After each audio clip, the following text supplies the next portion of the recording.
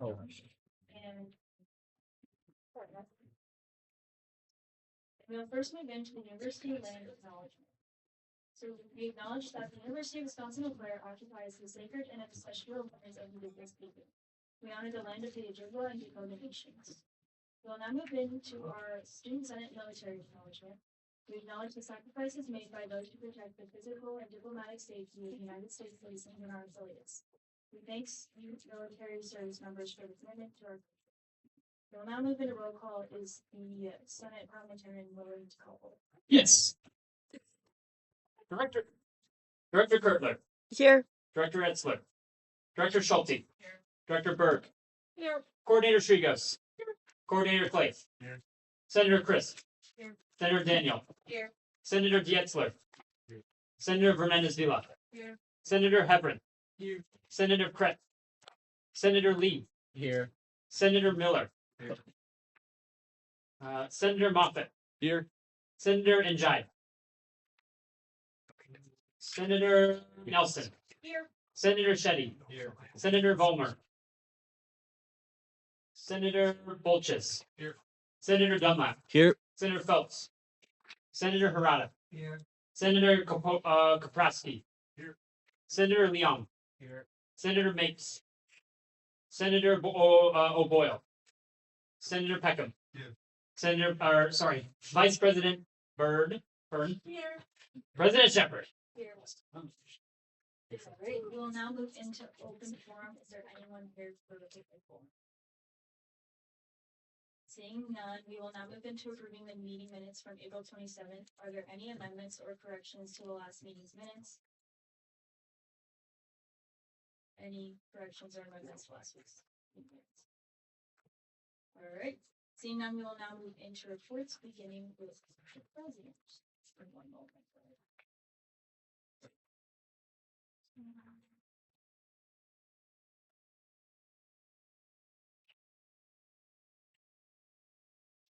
I can't find it. I'm just gonna go off the cuff.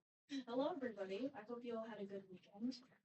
This past week, I've been wrapping up some finance commission kind of loose ends, and then Vice President Byrne and I have been conducting. Thank you. Conducting director and coordinator interviews. Apologies for taking up the air for the entire week. Thank you to everyone who applied. We really appreciated hearing about all of your ideas and passions, and I can't wait to see what you all do next year in the Senate and whatever capacity you're in. And that's all I have for that report. I yield. Are there any questions? All right, seeing no questions, we will now move into the report of the Vice President. Hey, party people! Oops, did you think that was ending? Well, I must inform you all that I will be continuing to start my reports that way, even in this new role. So sorry if you were hoping that would end. I hope everyone got a chance to enjoy the nice spring weekend we had. I had a blast cheering on some friends at the Eau Claire Half Marathon this weekend. Shout out President Shepard and Senator Moffett. This week, I spent my time holding interviews alongside President Shepard for the 70th Session Executive Board. Thank you to all who applied and interviewed. I really enjoyed getting to hear from everyone. As a reminder to all, when we are listening to these speeches, rather than focusing on the individual, make sure we are focusing on their ideas and how they'd be fit for the role. I am super excited to hear all of the speeches tonight, and you guys should be too. I also held my first vacancy interview this past Friday. We will be swearing in our first at-large student senator later this evening. Don't worry, we will be continuing these in the fall, but I wanted to open it up right away to anyone who is interested. This week, I'll be continuing to get settled into my new office and working on setting some goals for summer projects to work on for Senate. Final week of classes, everyone. Let's finish strong. The end is in sight.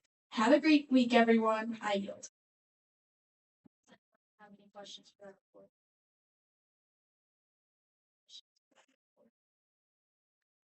Seeing none, we'll move into the communications.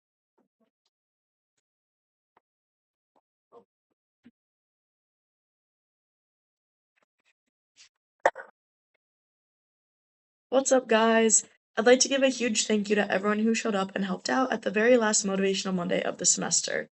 If you weren't able to stop by and didn't get a free donut this morning, don't worry, there are a few extra boxes of donuts on the table in the Senate office. You will all hear more than enough from me in a little while, so I hope everyone has felt so motivated this Monday, and I yield. Are there any questions for that report?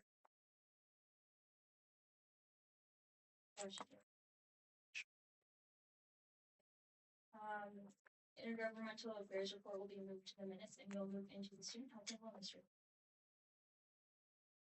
Hey everyone, I hope you all had a great weekend. As last week marked the final Student Health and Wellness week of the session, I spent most of my time finalizing the spring health fair. This included a trip to Walmart where I picked up 10 boxes of popsicles, emptying their entire stock. And we finished this year off strong with the health fair on last Thursday. Other than the challenge of trying to hand out 10 boxes of popsicles to students in 50-degree weather, it went very well. We had 17 organizations tabling, each providing a unique activity for students to engage with. Overall, it was a blast. A huge shout out to former Director Keller for tabling with me. On a side note, since I didn't quite manage to give away every popsicle, I've put the extras in the Senate office freezer, so please feel free to help yourselves because there are plenty left. And lastly, as this is my final official report as director, I want to thank everyone again for an amazing year. That's all from SHW's end. I yield. Are there any questions for that report? Questions? Seeing none, we'll move into the University Activities Commission report. Hi everyone. UAC truly just does not quit. So trust there's a lot going on this week. Tomorrow we have trivia 6 to 7:30 p.m. in the cabin. The basket giveaway is themed summer fun. So there's some s'mores items and some different drink mixes. Lots of fun stuff. Wednesday we will have blues bingo with the theme Candyland 5 to 6:30 p.m. in the cabin as well. On Friday, we will have the Howdy Darlings, 6 to 8 p.m. in the cabin. I know for sure that one of the members is one of our chair's father, and he is also a faculty member here, so I'm sure that'll be very fun. That's 6 to 8 in the cabin. I don't remember if I said that. And then the film Deadpool will be hosted 7 to 9 p.m. the same day on Friday in Woodland Theater in here. And then on Saturday, we will have Valley Kill performing 6 to 8 p.m. on Campus Mall. And then finally, our end of the year will be wrapped up as an exec team on Friday together in the Delaney, sharing one last final meeting as a team, and we will start welcoming our new chairs this week. That is it. I yield. Are there any questions for that report? Question? Seeing that, we'll move into the report of mascot report. What's up, Blue Golds? During the past week, I've been scheduling the last of Blues appearances for the semester. In other news, the journalism students I've been working with over the past few weeks have just finished their article on the mascot program. The story should be published in the coming weeks, so look out for that on the Spectator's website. In terms of mascot news, this week Blue will be attending midnight breakfast on Thursday. Make sure to pop out and see your favorite bird and get some delicious food. Also, you all should follow Blue's Instagram if you don't already. I do know which one of you guys don't, so you should change that. And also, I'm looking for some people to act as Blue during the summer. So if you know any tall people with a lot of Blue Gold spirit, please send them my way. As always, if you have any questions, you can either email me or find me at my desk. Fly high, everybody. Thank you, and I yield. Are there any questions for that report? Question? Seeing none, we'll move on to the report of the housing coordinator. Good evening, everyone.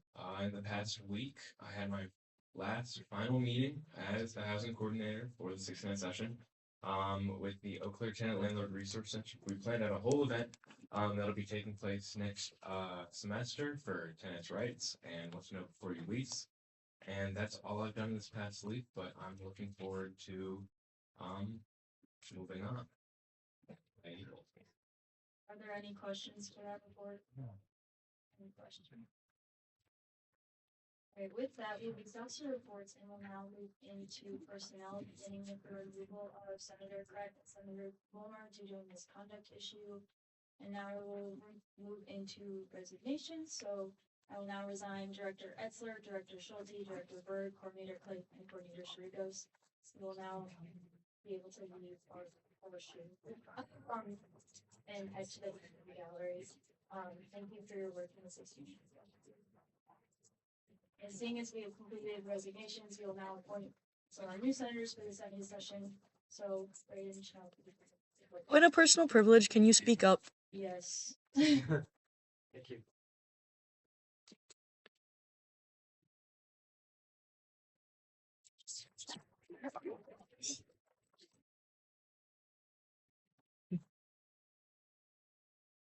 All right, so I will ask that you raise your right hand and repeat after me. I state your full name, I, Chanel Bird, having been duly appointed by my peers, have been duly appointed by my peers, do solemnly swear that I do solemnly swear that I will faithfully execute the office of student senator will faithfully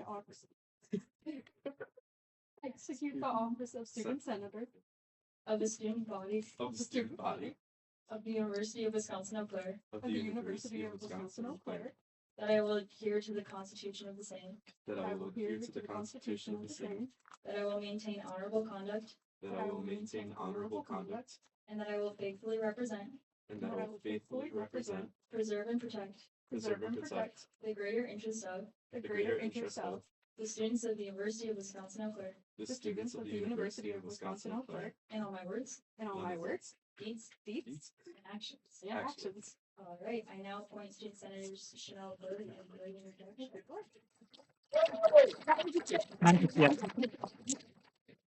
All right, as we have now exhausted that portion of personnel, we will now move into new business, beginning with 70-R-3.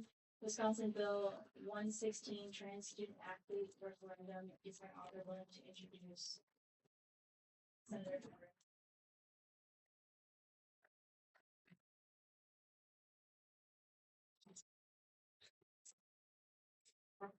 Motion to table 70-R-3 to our first meeting next semester, September 7th.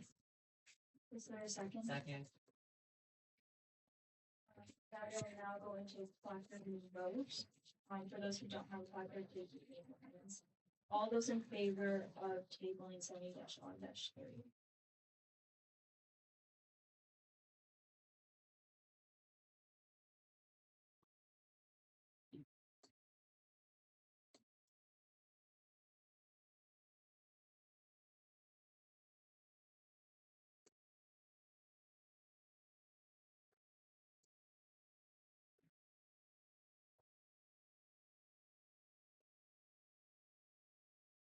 Right. Opposed? And abstaining? Motion passes 21-0-2. Seeing as 70-R-3 was tabled, we have now exhausted new business and we move back into personnel. So we'll begin our director and coordinator nomination speeches momentarily. For everyone's reference, director and coordinator nomination speeches will consist of a 5-minute speech and a 5-minute question and answer period, which can be extended by up to 10 minutes.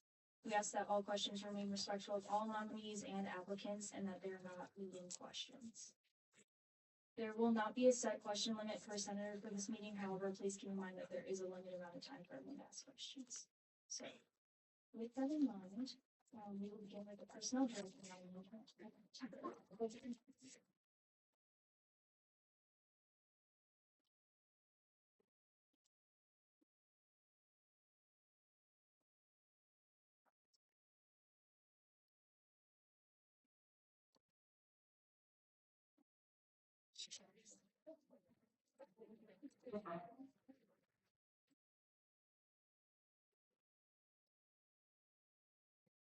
Hi, everybody. Can everybody hear me?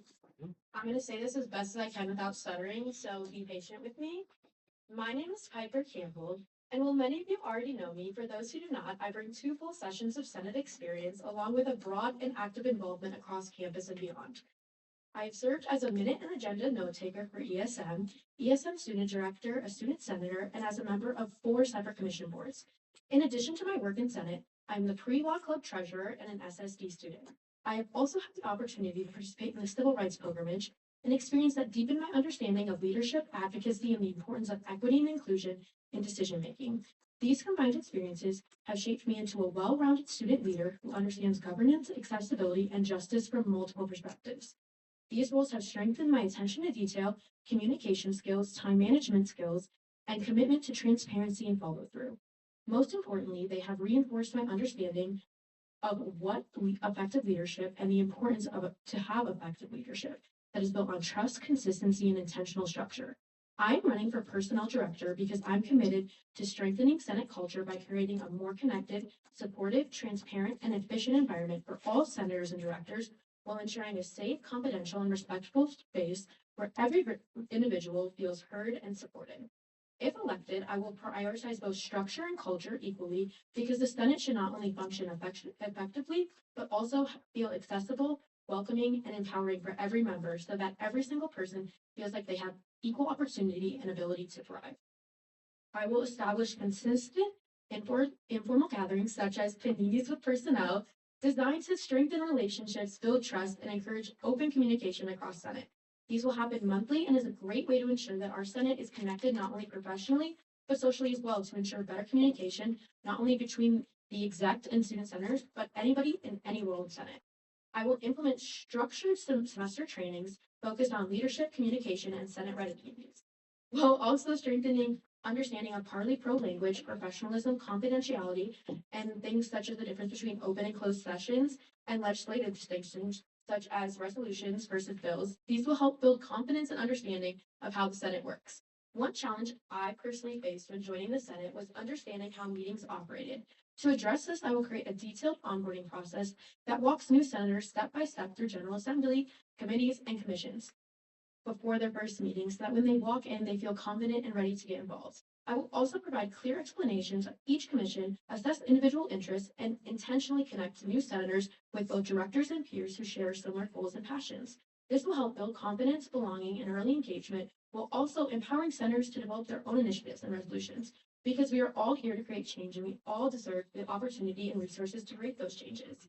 I will maintain a consistent and accessible Excel-based attendance system to ensure fairness, accountability, and transparency across all members, but also hold everyone accountable to the attendance policy, including myself and everyone else on the Senate. I will also be compassionate and understanding of people's needs and situations while also maintaining that accountability. All agendas and minutes will be distributed by the Friday prior to General Assembly, ensuring senators have adequate time to prepare and engage meaningfully. This will also allow for people to form questions and ideas before GA so they don't feel rushed. I will lead formal onboarding sessions that clearly outline expectations, procedures, and Senate terminology to ensure all members feel confident and prepared, also highlighting resources for things such as the campus closet so that no one feels left out or excluded. Trainings like these will also not only help new senators, but also directors and returning senators feel confident and ready to speak during GA, because no one should ever feel judged or worried based on lack of knowledge or access. My main point of running is equal opportunity and access, but also accountability, and these trainings will help with that. I will conduct regular one-on-one meetings with senators to provide consistent support, gather meaningful feedback, and proactively address concerns before they escalate. These meetings will ensure that both new and returning senators have a trusted point of contact, while also guaranteeing equal opportunities for connection, engagement, and involvement across Senate. In addition, I will use these relationships and institutional knowledge I've developed over my past 2 years in Senate to help senators identify their goals, create actionable steps, and support them in successfully achieving those goals. I will maintain accurate and consistent documentation of attendance, engagement, and participation to improve transparency and operational efficiency so that we ensure that the people serving our student body are people who actually want to be here. Using my experience across 4 commissions, I will actively connect senators with directors and initiatives that align with their interests to increase collaboration and impact. Equally important, I will intentionally connect senators with one another to encourage stronger peer-to-peer collaboration, strengthen relationships within the Senate, and create more opportunities for senator-led projects and legislation. As a governing body, it is essential that we are not only supporting directors and commission initiatives, but also actively empowering senators to develop and lead their own ideas, ensuring a more balanced, engaged, and innovative Senate culture. I will implement monthly engagement initiatives, consistent communication updates, and recognition of opportunities for senator contributions, while maintaining a strict standard of confidentiality, accountability, respect, and support for all members so that no one feels too overwhelmed or stressed, because we are all here to make change. And if elected, I want to support each and every one of you to make that change happen. I, Piper Campbell, am ready to lead with integrity and serve as your next personnel director. I yield. All right, thank you for that speech. We will now enter the question and answer period. Are there any questions? Director Kurtler.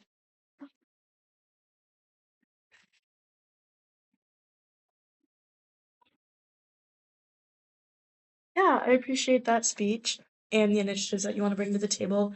I heard a lot in there about what you would do to better utilize the role of personnel director, but seeing as parliamentarian has been kind of like meshed with personnel director now, I'm just curious if you can tell us anything about maybe the parliamentarian side of things. Yeah, for sure. Since this is a newer transition, I'm definitely still trying to figure out how that role will combine with personnel. But I think a big one is just really focusing on parlay language and really making sure that everybody understands parlay language because I feel like in Senate it can get a little confusing. So I think the way that I can kind of just like honor that change and like really show it is through these trainings and teaching every single one of you how to properly use parlay language because I know even I get confused and that's something that happens to everyone. So I think just really teaching everybody what it is and how to use it will be really helpful and really beneficial for that.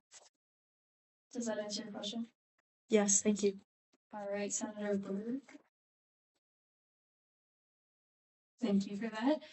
You talked about tracking engagement beyond office hours. What is your plan for that look like, and how will you proceed with that? Yeah. So one way that I really want to do that is sitting in these commission meetings, seeing how senators are interacting with directors, seeing how directors are interacting with senators, just that I can work on giving proper recognition for senators because I feel like sometimes we don't always recognize the work of senators. So I think a way that I can really do that is like looking at the engagement, see who's engaging and giving them some sort of recognition for that because we all work so hard and sometimes it can just be seen as like a commission or a director thing. But I think that everybody on Senate should be recognized for their hard work. And I think through tracking engagement and doing initiatives like that can really help with making sure that everybody gets a little like, I don't know, just a recognition for all their hard work because you guys all work so hard. Does that answer your question? Yes, thank you. All right, Senator Feltes.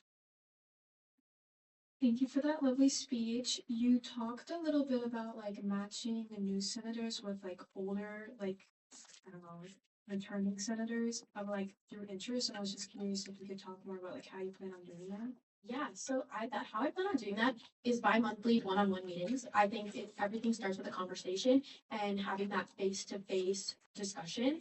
And I can really gauge what everybody's interests are and then start connecting you guys with each other through like emails and stuff like that. And just being like, hey, well, you guys are really interested in this project. Here's another senator that's also interested in this project. And just making those connections that way. Does that answer your question? Yes, thank you.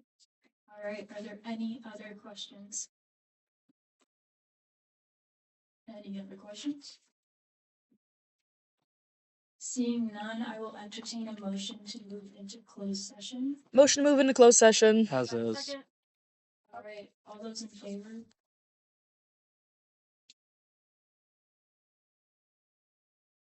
Opposed? And abstaining? All right, that motion passes. I will now ask our nominee and anyone in the gallery to please leave the room.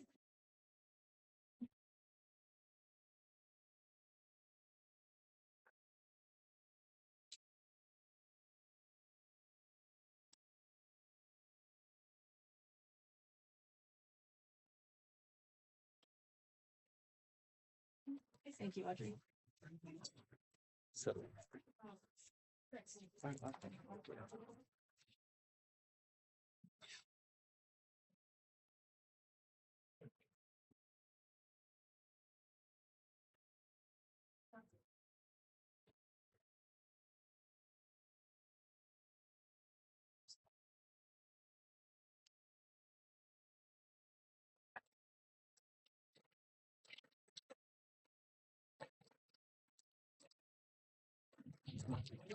Director Campbell, you may now join us.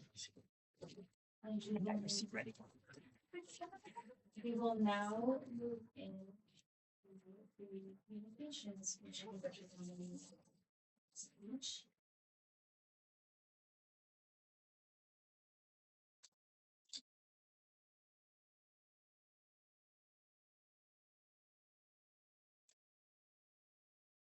Hi, most of you know me, but for anyone who might not, my name is Audrey Kurtler, and I'm your nominee for Communications Director of the 70th session. I spent this past spring semester as the communications director of the 69th session, and I spent the previous fall semester as a communications intern. When I stood in front of you all 5 months ago, I introduced some projects that I wanted to complete this semester. Now that I'm standing here again, I'm proud to say that I was able to bring almost every project to fruition that I dreamed up last semester, as well as a few new projects that I hadn't even thought of when I got this role. Coming into this role this semester, I had an extensive to-do list. Not only did I want to continue as well as grow the operations we revived last semester, such as Senate Sentinel and Motivational Mondays, but I had 5 projects that I wanted to implement. The first, and arguably the one that I believe has the most potential and importance to keep growing, was to implement a town hall event in collaboration with the Chancellor and his executive team, of which we hosted the first event almost a month ago. My goal with an event such as this is to increase transparency between the student body and administration, and I'm passionate about its continuation and growth in the upcoming semesters, as well as open to possible new directions it could take with the arrival of our new Chancellor over the summer. Another project that has been in the works since I was a communications intern was the overhaul and rewrite of the Student Senate pages on the UW Eau Claire website, and a subsequent major transfer of information over to our Blue Oak Connect Plus website. After initial meetings with my contact in university marketing in December and February, and weeks upon weeks of revisions and commission discussion, the website changes had been made official on the UW Eau Claire website by April. Though the Blue Oak Connect Plus website requires semesterly updates, our pages on the UW Eau Claire website have been set up to last over time without requiring constant changes or upkeep, as well as containing a more accurate representation of our organization and the work that it does. One smaller project that I wanted to complete this semester was to rewrite the Communications Commission bylaws. The communications bylaws, which were outdated in almost every aspect considering they were last updated in 2024, did not account for the change from the Commission's 3 interns down to 1 intern, or the shift in responsibilities as dictated per role or for the overall Commission. The change to our bylaws also included an unexpected small but pivotal change to our method of sharing our meetings with the student body. Our bylaws used to dictate that we would live stream our meetings, but we spent the fall semester trying to jump through hoops of gaining followers and attempting to find loopholes because Instagram wouldn't let us live stream and it's a huge headache. This semester, I chose to pivot to a recording format, which you can see over there, which included the creation of a student Senate YouTube account, the acquisition of a new camera battery, and a lot of trial and error with different storage methods and applications. The change has been beneficial, which can be seen through the views and comments we have received on our videos. All of these changes passed through the Commission as well as through Senate, giving the Commission an accurate description and baseline for the foreseeable future. The other minor project that I enacted this semester was creating a resource form for directors and coordinators to utilize whenever they would like help with making event or informational posters, or posts, or sending out university-wide emails, or anything else that I could help with through my connection with the student body. The form has been up and running for the entire semester and allows for smoother communication between my commission and others, but it does have room to improve.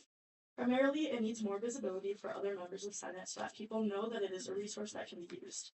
However, one major way I would like to rework it is to include an option for any member of Senate, but especially directors and coordinators, to request my or my future interns photography of any Senate or Commission-related events. I love photographing events and being able to advertise those photos on this social media, but I don't always realize that I need to make time to be able to stop by an event or that the event is happening, so I believe that there could be better visibility and advertisement of commission and or coordinator events if members utilize this option and request my or my future interns time to photograph their events. Lastly, a goal I had for myself for this semester was to grow Student Senate's TikTok account. While we did make a little bit of progress toward the end of the semester with our revived Day in the Life series, I was not able to give as much attention to this project as I would hope to in the future.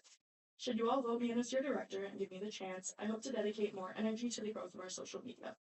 I'd like to begin by using the summer to start posting more consistently, most likely following fun little trends using photos or videos that I've accumulated this year, or alternatively having some of our senators and directors help out with making some fun videos here and there. I would also like to use this summer to prep content ideas and a better schedule for the output of that content that I can begin to carry out once the fall semester begins. I hope to create a less rigid and more fun vibe surrounding our TikTok account that commission members, as well as any interested senators, will want to be involved with and post to. In addition to hoping to continue working on the TikTok, I'm also interested in a revision of our branding on Instagram. In fall semester, my past director and I decided to move to a more personable front for our posts, beginning to include photos of events and meetings with our weekly recap.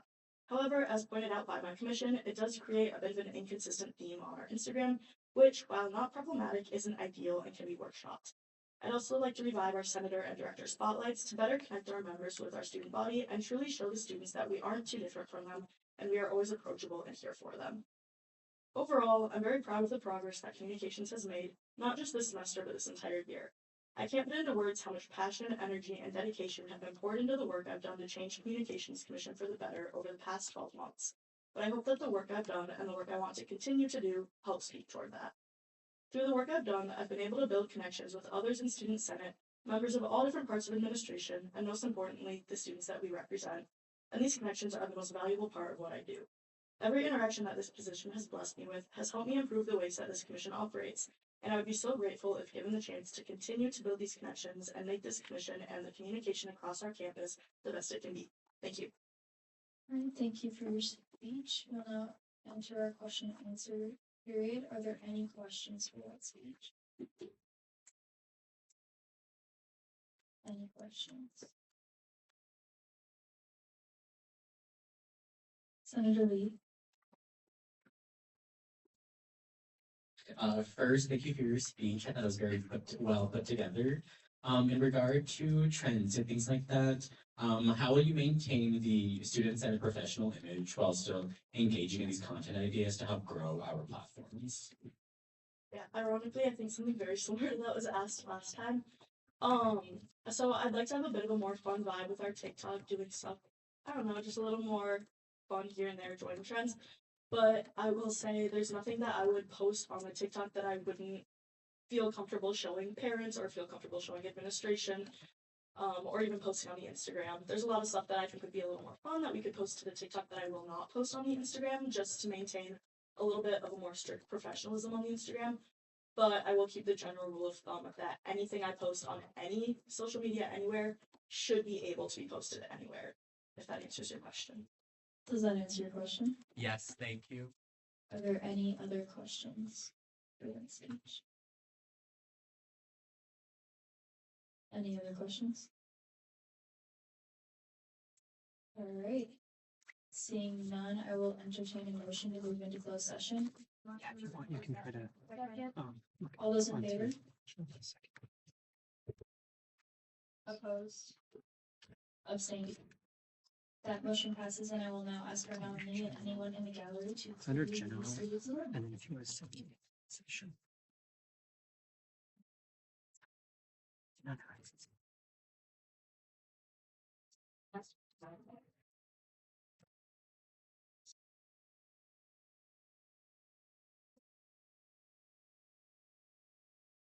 I'm sorry, I'm sick, by the way, so if I'm thundering, I apologize. Firstly, I want to express my gratitude for this nomination. For those of you who do not know me, my name is Soleil Christ, and I'm a first-year student here, double majoring in political science and psychology. When I first applied to join Senate, I was asked why I wanted to be a senator. And as I stand here today in hopes of being appointed ESM director, my answer remains the same. I value education as one of the most fundamental pieces of our society. Whether it be pre-K to university, education is a fundamental right. However, it quickly became clear to me watching my family members with disabilities struggle in a system designed to exclude them, my peers struggle to pay attention while hungry and attend class with the threat of racial abuse, that this institution of education is one that was not designed for students outside of the majority.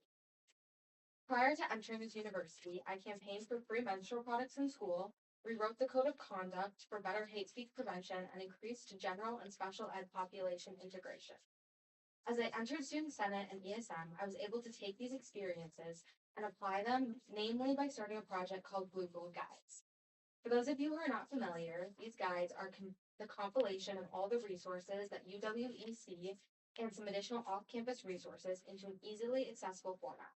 To do this, I worked with multiple offices on campus, such as MSS, and upon completion of this project, these will be distributed to every freshman at orientation and found in student health services, counseling, and ARC. Throughout this process, I've gained invaluable experience working with different organizations and offices and feel confident in my ability to execute on large-scale projects. I appreciated my time as a student senator and commission member of ESM and am now ready to move forward into a position where I can have a greater part in pushing forward initiatives. If I was to be appointed director, I'm passionate about pursuing equity by prioritizing education and actionable initiatives. The following is the 4 goals I plan on prioritizing. Firstly, Blue Gold Guides. So I've already kind of touched on them, but the goal of these is to improve the transparency and access to the resources that we already have here on campus. These will then be translated into a variety of languages, including Spanish and Mandarin. Secondly, I would like to partner with DREAM, which is a new student organization on campus, SSD, and the Student Health and Wellness Commission to work on physical accessibility on campus. I cannot stand here and say that I can personally understand the physical barriers of this campus, and so I plan on working with these groups to support initiatives that are created in collaboration with people who have the personal experience. I don't have specifics because I have not connected with these people yet, but something that we've talked about in ESM is transportation, better building access, and then our housing on this campus. Thirdly, I wanted to continue to utilize social media as a means of cultural celebration and empowerment, and this will be the focus for the intern for ESM. This past session, ESM has done an amazing, excellent job in utilizing our social media platforms to promote cultural celebration. I want to expand upon this by generating more content with greater collaboration with other offices. So this would be more day in the lives, office and commission spotlights, event highlights and promotion, and educational campaigns such as Native history or educating on the tribes we have here in Wisconsin. Finally, I want to act as a support and advocate for commission members. Every member has a unique experience and perspectives, many of which I do not have personal experience with. And so my goal as director would be first and foremost to provide members with the support that they need to accomplish their goals and missions. And this could be helping them develop ideas, helping them with legislation, and overall creating a safe and supportive environment for members. On a personal note, those that know me know how much effort and time I've put into ESM this past year and how passionate I am about accessibility in particular. After earning my bachelor's, I plan on pursuing a law degree specializing in civil rights law and go on to work in public policy and advocacy. Education is a right, and all the students on this campus deserve to be able to be successful. As it currently stands, there are still deep inequities that cause deep disadvantages to marginalized groups on this campus. As director, I would put my 110% into utilizing all the resources at my disposal to address these issues in concrete ways as I listed above. I do not pretend to be aware of every issue on campus, nor to have a personal experience with them. However, I am fully committed to working with students and receiving as much feedback as possible so that I can facilitate change to better this campus for all students. Thank you again for this nomination. Alright, thank you for that speech. We'll now enter our question and answer period. Are there any questions, Director Kirkwood? Thank you for your speech. I'm just a little bit curious to learn more about the Blue Gold Guides. So I'm curious like how they get distributed or advertised and whether it's like in person or like a physical or an online format. Just more about that. So we haven't like gotten to the distribution process yet, namely because I just want to make sure they're perfect before that. So the goal is firstly to have it be physical copies. So at orientation or like the first week when it's kind of like those introduction activities, I want them to be like physical copy distributed, and then same with those offices I mentioned. So like in counseling services, maybe it's in like the lobby, there's like these physical booklets. Same thing in student health services and same thing in ARC. So when students are like inquiring about the resources, they can have something physical handed to them. However, I would also after that want to move it to an online format as well, just to like broaden that accessibility, if that answers. Does that answer your question? Yes, thank you. Alright, Senator Fernandez Vila. Thank you for your speech. I was just curious because this semester kind of like the EA certificate have been decayed. So I was just wondering if you're planning to like communicate this more with students or something as the ESM director. I'm so sorry, can you repeat your question? Yes. So like the EDI certificate, it has Yes. been like it's been decaying this last semester. Mhm. So I was just curious if you're trying to communicate these to students as well as the ESM director. Yes, 100%. I'm not super familiar with what you're talking about. I'm so sorry.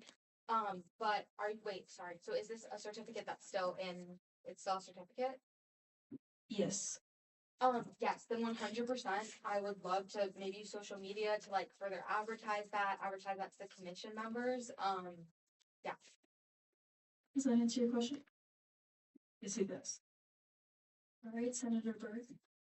Kind of going back to a previous question, with the Blue Gold guides, have you gotten in contact with these departments where you want to place these guides and with orientation specifically as it's coming up quick?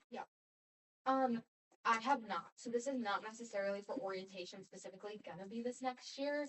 And that is because I wanted, first of all, I wanted to have it in English and in Spanish. Before I did not want to just put something out in English. I don't think that that's responsible isn't the right word, but I think if we're gonna put it out, we should have it in Spanish and in English. And I also really wanted to make sure that if I'm putting this out, that it is very accurate. So I've not been in touch with those offices yet, but that is like the next step and will be happening like very soon. If that answers your question. Does that answer your question? Yes, follow up. On follow up. So just to clarify, this is more of like a future orientation, Yes. future for the departments that you plan to place these in. Yes, for orientation, yes, it is more future. In terms of the offices, the other offices I mentioned, that would be something that this next school year or over the summer, I would be in contact with them about. So starting fall, they would be available in like student health services. Does that answer your question? Yes, follow up, on follow up. For the Spanish and Mandarin version, are you planning to reach out to students or a translator? Or how are you planning to go about translating those? So the Spanish translation is currently in process, and so we have members in our commission who are fully fluent in Spanish, and so we work with them to have them translate that. Yeah. Does that answer your question? Yes, it does. Thank you. Senator Feltus? Thank you for that lovely speech. I was wondering, is there any movement being made? I know this is like a future project, but like to translate it into more languages than just Spanish and Mandarin. Yes, 100%. So the goal is to like get English and Spanish out first. That's kind of like phase one. And then we want to look at like, okay, what are the languages that are spoken here in Eau Claire? And the goal would be to have as many as possible. I just happen to know that like I know Mandarin is like commonly spoken here, so that's why I threw that one out there. But like I want to look at like, okay, what are the languages spoken? And the goal would be to have as many as possible. Because again, we want it to be accessible to all students, especially international students. Does that answer your question? Yes, thank you. All right, any other questions? Senator Injai? Hi, great speech. So you kind of mentioned, getting more experience from your commission members, in terms of like accessibility and things like that. But how are you kind of working towards getting more personal experience from more racial minority groups? Because we do have an 18% minority on our campus here, and I didn't hear much mention of any other kind of minority groups that we have here. So that was kind of my question. Yeah, 100%. So a lot of what I would do is work with like MSS, and helping support like whatever, not like, sorry, give me a second. Helping support their initiatives and ideas and seeing how can we partner with them. And again, that's where kind of with the commission members. So if they have experience and they have ideas, how can I support them in that? And so a lot of that would be dealing with like racial and ethnic minorities on this campus. Same thing when we're talking about like the social media. So a lot of what our social media is now and what I would want to continue is what is a cultural celebration? How can we do education campaigns? To kind of further that like education piece and then supporting like more legislation as well. If that answers your question.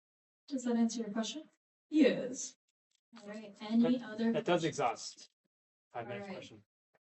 If you'd like, there can be a motion to extend the question and answer period.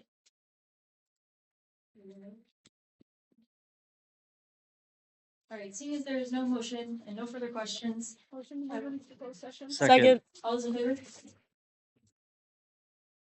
Opposed?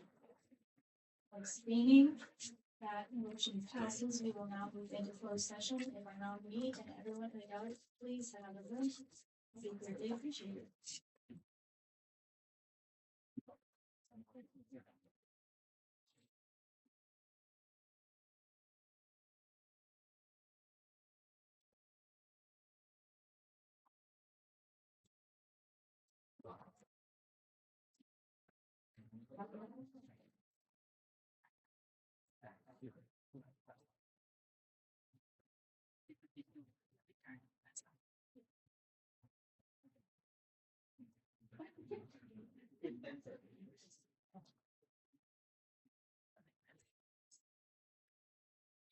Very nice.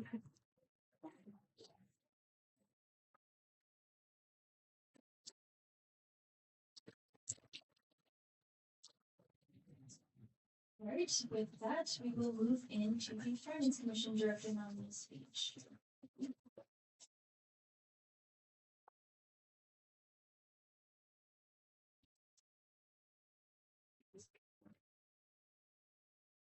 Sounds good. Yes. Hello, everybody. Thank you for allowing me to speak as the nominee for the next year's Finance Commission Director position. For those who may not know me, my name is John Dunlap. I'm a second year majoring in finance and accounting. I'm also on a track for sports management certificate. When I first came to UWEC, I was completely set on majoring in finance and accounting. However, throughout my freshman year, I realized that maybe Eau Claire was not for me. That was until when the last director urged me to join Student Senate and Finance Commission. In attending the Finance Commission meetings and falling in love with the responsibility and content is ultimately the reason why I'm speaking in front of all of you today. Regarding my involvement on campus, I served as a Finance Commission intern this past year, where the role has given me leadership skills and experience necessary to be successful in the role of Finance Director. My role as the Finance Commission intern this year has allowed me to build upon many skills that has qualified me for the position of Finance Director. In this position, I learned a lot more about the Director's responsibilities, where along with the processes of the Finance Commission follows throughout the fall and spring semester. I was also given many opportunities to grow and take ownership of my work as an intern. During my time as the intern, my director pushed me to conduct meetings with current organized activity advisors and faculty to gain one-on-one connections with the work that they are doing, as well as working alongside them for the new auditing process. Apart from that, I was given the opportunity to provide input to the new Finance Commission policies that were implemented overall this year. Overall, my role as a Finance Commission intern gave me experience to not only be a successful finance director, but also expand upon and improve the role. With that being said, there is a lot I would like to accomplish within this role that will continue to benefit you all, as well as the students we serve through Student Senate. As you all know, the university has been facing a declining enrollment that is a general UW system problem over the past couple of years. On average, the university is losing about $50,000 of allocable funding per fiscal year. This means it is more important than ever to know where your student dollars are going to, and as your director, I will make sure that your student dollars are going to activities that engage and best serve the student body. For these reasons, this is why I would like to continue focusing on holding organized activities more accountable to their funds in which they are being allocated, and make sure that they have a reasonable amount that they are able to operate to their best extent while being fiscally responsible. On another note, I would like to continue to work towards informing more students about what the Finance Commission actually is and what we do. When some students hear the word finance, they typically decide on the spot that this is something that they're not really interested in, and that the Finance Commission is not for them. However, I'm looking forward to continuing this change of this outlook because while being a member of the commission over the past 3 semesters, it has shown that the Finance Commission, regardless of the interests of them, that the Finance Commission typically works best and with the outputs of people that come from different majors, experiences, and opinions, and I want to expand upon that. I'm also looking forward to working on a project to implement for the next academic year, a financial literary event in partnership with the Housing Committee and the Housing Coordinator. We will create and build a financial literacy amongst UWEC students, with the main purpose is to be informing students on what they pay for on campus, as well as build transparency and how to build personal funds. Overall, within this role, I hope to continue and hold allocable activities across campus accountable in the time of declining enrollment and encourage further conversations and participation from students regarding on where their student dollars are being allocated. Thank you all for your time and your consideration tonight. Now I'll be taking questions. All right, thank you for that speech. Are there any questions? Any questions? Senator Moffett? Thank you for that speech. you touched a bit on holding organized activities accountable for their spending and fiscal allocations. Do you have any projects or plans in mind that would help hold them accountable to that standard? Yeah, over the past semester, we've worked on our new auditing process. So we're trying to make sure that with what we worked on over the past semester, it stays fluid with what it is going into the next fiscal year. So if, say, there's a, there's a way where if a organized activity goes over 5% of, if they still have 5% of what their year end is, we will audit them and see what they're doing. So we're just trying to make sure that, that these expenses that they're using are being spent down and being used, because with the cutting enrollment, we want to make sure that we can save every penny that we can. Does that answer your question? Yes. Great. Are there any other questions? Any other questions? Senator Nelson? First off, thank you for that speech. You talked about a financial literacy program in conjunction with the housing committee and everything. How exactly are you planning on setting that up? Is it going to be part of like freshman orientation? Is that going to be something that you do between each different hall? Can you just expand a little bit upon that? Yeah. So this is something that the past housing coordinator and I've been talking about. We want to implement it for the next spring academic semester. We want to make sure that it's going primarily towards first year students, as with them being new to the area and campus, that they know what other funds are going to. But the idea is that maybe it is a fair, so that'll be something that will still be in the works. And if I'm given this position, it'll be one of my primary things to fulfill. Does that answer your question? Yes, it does. Thank you. Any other questions? Any other questions? All right, seeing none, I will entertain a motion to move into closed session. Motion to move into closed session. Second. All those in favor? Opposed? Abstain? With that, that motion passes and will now move into closed session, and I will ask our nominee and anyone in the gallery to please leave the room.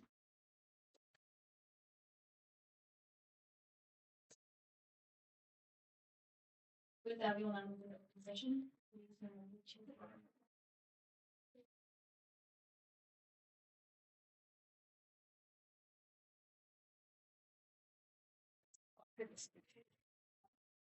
Oh, whoa, I see your computer.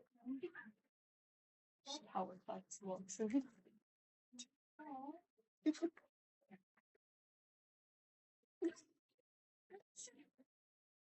He just ran away.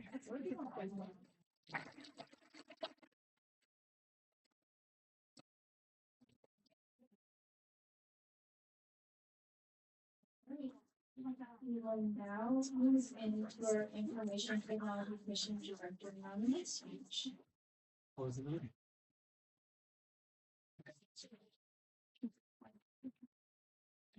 Oh.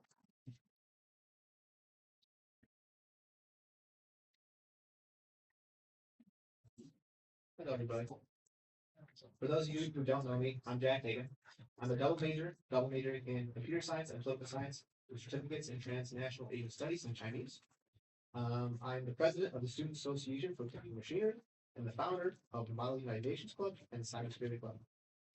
I work at the Blue Gold Center for High Performance Computing, where I manage and maintain our campus supercomputers, and the University Honors Program, and I do research in computer science and political science here and elsewhere. As for my qualifications for Center specifically, I've been in ITC for about 2.5 years now. First as a member, and then last year as a director. Let's see. With my experiences at ITC, leading ITC for a year, and my computer science clubs, as well as my job at LTS, I believe that I know the people in LTS, for those who don't know, Learning Technology Services, the IT department. I think I know the people in LTS very well. I know them personally, and I know the issues that students usually have when they come up against LTS. So I believe I'm a good mediator between LTS and student population, which is essentially what PC does. So goals and plans that I want to do as director of ITC. One, I want to increase awareness of IT resources on campus that LPS has. Many students are unaware of the amazing tools that are offered for free, such as training on a lot of different softwares and help desk. Additionally, I want to increase the awareness of students, the students' awareness of ways they can keep their student privacy safe. That starts with opting out of third-party email collection. It's a whole thing I won't get into, but that's something that I did with the Cybersecurity Club, and I want to promote more with Senate as ITC director. I want to increase the number of people in ITC because I think, as you all know, pretty small commission almost got downgraded to a committee last session, but I want to get more people there. I've already gotten more people just through personal connections, as I think a lot of directors do, but I want to support that more in computer science departments and IS departments. I also want to make flyers and resources for students moving in on their first day in college. So your first year, you have your Google Home, your Xbox, whatever, and you need to figure out how to connect it to a Wi-Fi. Well, I think we all know that's kind of confusing. So I want to have flyers or other resources like that in the dorm. So like in your dorm when you move in, so you see exactly how to do that. And then with options to connect you to the help desk too. Yeah, in typical ITC fashion, I'm gonna keep this kind of short. So in conclusion, I think I'm a perfect candidate for this because I know the people in ITC, I know the people in LPS, I know the students. Thank you. I look forward to working with you next year. All right, thank you for your speech. Are there any questions for that speech? Any questions? Director Gertler? I'm curious, I guess, about the distribution format and advertisement format of these, like, I guess, little brochures that are supposed to help students, or like the flyers that are supposed to help students with figuring out how to connect their Xboxes and all that stuff. Like, whether it's gonna be in the dorms or get handed out at orientation or multiple methods. Just a little curious to learn more about that. Also, thank you for your speech. Preliminarily, I was thinking like pieces of paper in your dorm, like I think you get booklet, at least I did, with like things to do in Eau Claire. Similar to that kind of format, just a format for a poster in your dorm, flyer in your dorm.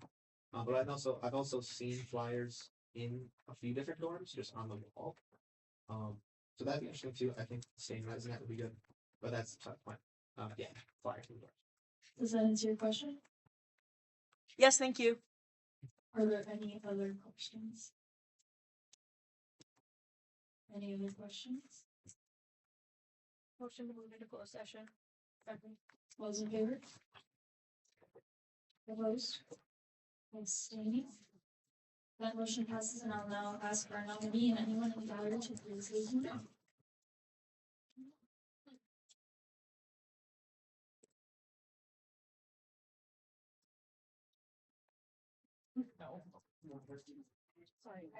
That's fire.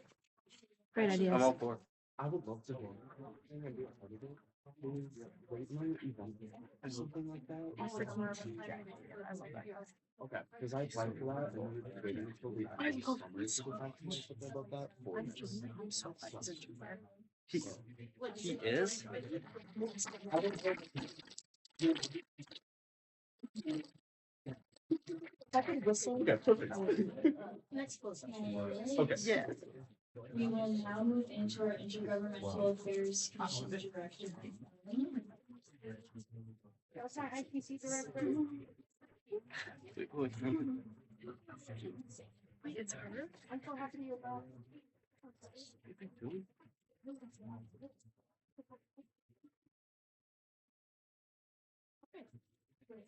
Greetings, new senators. Many of you might already know me, but for those who don't, my name is Rachel Schulte, and I'm speaking to you today regarding my nomination to lead the Intergovernmental Affairs Commission for the 70th session. Thank you for welcoming me tonight and for your time regarding this matter. As I mentioned, my name is Rachel Schulte, and I use she, her pronouns. Here at the University of Wisconsin-Eau Claire, I am a third year majoring in social work, minoring in criminal justice, and working towards my EBS certificate.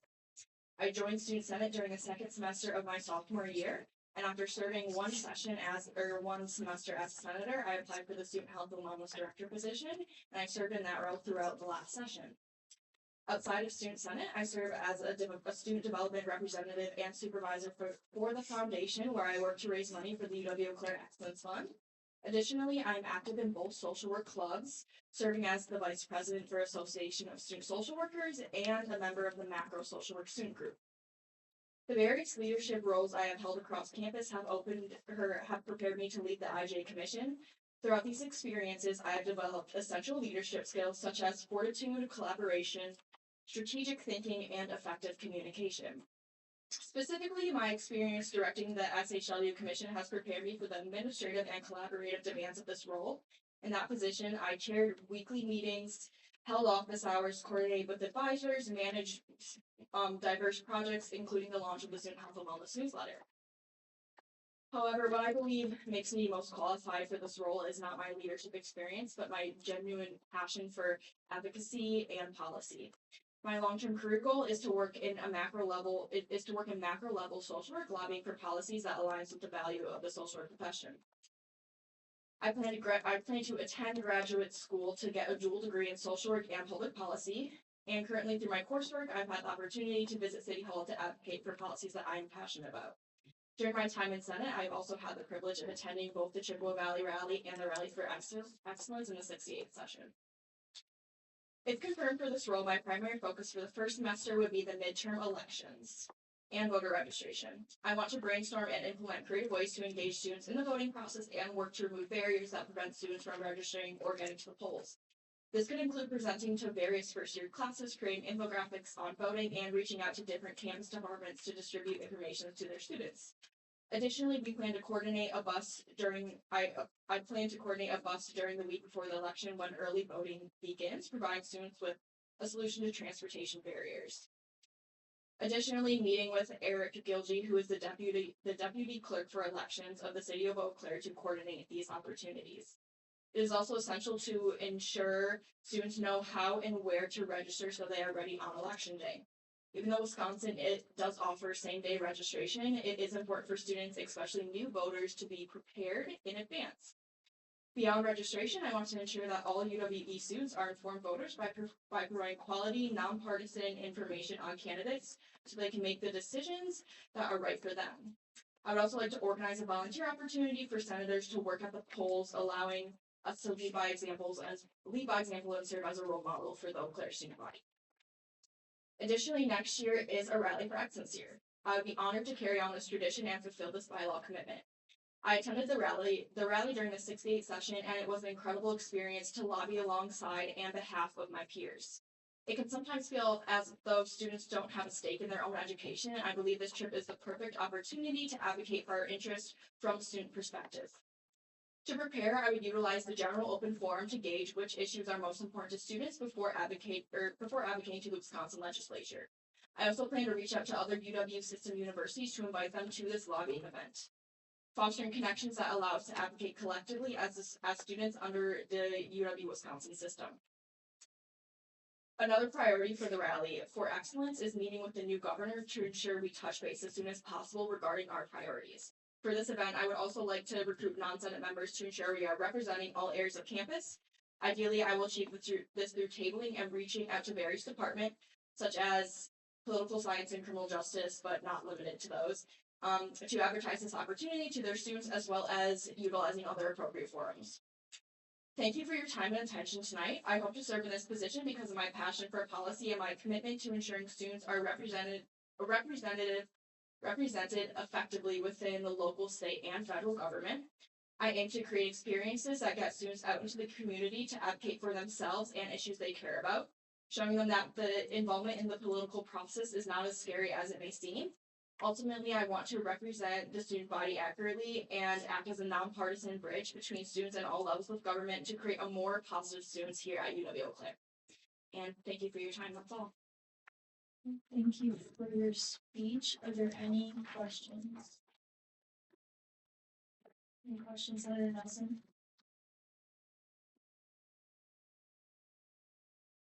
First off, thank you for that speech. You spoke about with the Rally for Excellence about getting general students involved. With that, are you going to be looking at trying to have them also be nonpartisan, as that is kind of what our Senate focuses on, or are you going to look at speaking with the different, like UW Democrat or UW Republican groups specifically to get their opinions on different things, or how about are you going to be ensuring that the bylaws are kind of followed? Yeah, so for this trip specifically, anybody who attends the Rally for Excellence is embodying UW Eau Claire as an institution, and as an institution, we are nonpartisan, so every issue that we would be bringing to this, bringing to the legislature would be nonpartisan. For example, in the 68th session, we did a lot of work with like implementing a fall break. So that would be the main goal for the Rally for Excellence, is advocating for student needs while staying nonpartisan. And I'm sorry, could you repeat the second half of your question? So how would you be ensuring that the general student populace who would be participating in this would also be remaining nonpartisan rather than bringing personal thought processes like the Democratic or the Republican thought process into how they would help advocate? Yeah, so for the preparation of the trip, part of it is picking out certain issues that you want to advocate for, so nobody is going in blind. It's kind of that's what makes the experience so accessible for students, is having certain picked out issues that are picked ahead of time, and having sort of a script or talking points that you give to the students who are lobbying that they can utilize, and just making sure that obviously if people were to go on this trip and if I were leading it, they would have to talk to me. So making sure that they know that whatever they want to advocate for, just let me know, but I do have to like approve it and make sure it's being presented in a nonpartisan manner. Does that answer your question? Yes, it does. Thank you. Right, are there any other questions? Any other questions? Director Gertler? I don't believe you mentioned this, it's something kind of small, but this past fall, the open forum event that was hosted was a collaboration between communications and intergovernmental affairs, and I'm curious if that's a collaboration that you would be looking to continue this upcoming fall. Yes, 100%. I would love to help with the open forum. I think that it's I think just collaboration between commissions are just great in general. So that would definitely be something that I would love to be a part of, and IJ would love to be a part of if I was nominated. Does that answer your question? Yes, thank you. Are there any other questions? Any other questions? Seeing none, I'll entertain a motion to move into closed session. All those in favor? Opposed? Abstaining? That motion passes, and we will now move into closed session. I will ask our nominee and the gallery to please leave the room. That motion passes, and we will now move into open session. Point of information, how do we keep getting people? Because they're in the gallery and then they get voted in. Oh, yeah, now we want To answer the question, or answer the question on a number goes up, it's because as we appoint people, they get to move from the gallery to. Yes, ma'am. Good question. Does that answer your question?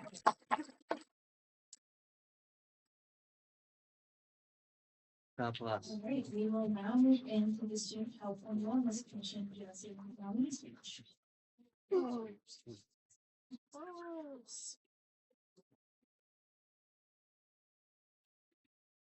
Okay, hi everyone. For those that don't know me, my name is Brandon, and I'm a second-year microbiology major, public health minor. I would first like to begin this speech with gratitude by thanking everyone involved in the nomination process. I've had a multitude of personal events take place within this last week, and being able to stand here is something I'm truly thankful for. Now, on to more business-related items. I believe I have the qualifications to ensure the Student Health and Wellness Commission is successful. My previous experience as the Vice President of Conferences for the Society of Housing Leader has given me proper experience in delegating, organizing, and leading meetings. My involvement in the Residence Hall Association as the Inclusive Experiences Chair has also given me the privilege to work with a variety of groups ranging from the Multicultural Student Services, MSS, to the Student of Services and Disabilities, SSD, thus building connections and creating familiarity with these populations. Lastly, and arguably most important, is my experience with the University Activities Commission as the Films Chair. Through this experience, I've had the opportunity to engage in meaningful collaboration work partially in marketing to target new demographics, and plan and facilitate events to contribute to our campus culture and community. Due to the youthfulness of this commission, I believe I have the ability to create a more solid foundation for this commission to get more well-known and defined. I'm excited to intentionally move this commission forward by purposefully engaging in conversation with students and administration. I'm optimistic that the events and initiatives of this commission will create awareness and more transparency among the SSD office, student health services, counseling services, and as well as several other programs that will allow for student success, all centered around SHW. I want to be the epicenter of change, commitment, and growth for students and administration alike. To follow along, I've reviewed past pieces of legislation, and along with personal experience, I believe that the projects and ideas this commission will generate will allow for the betterment of all students alike.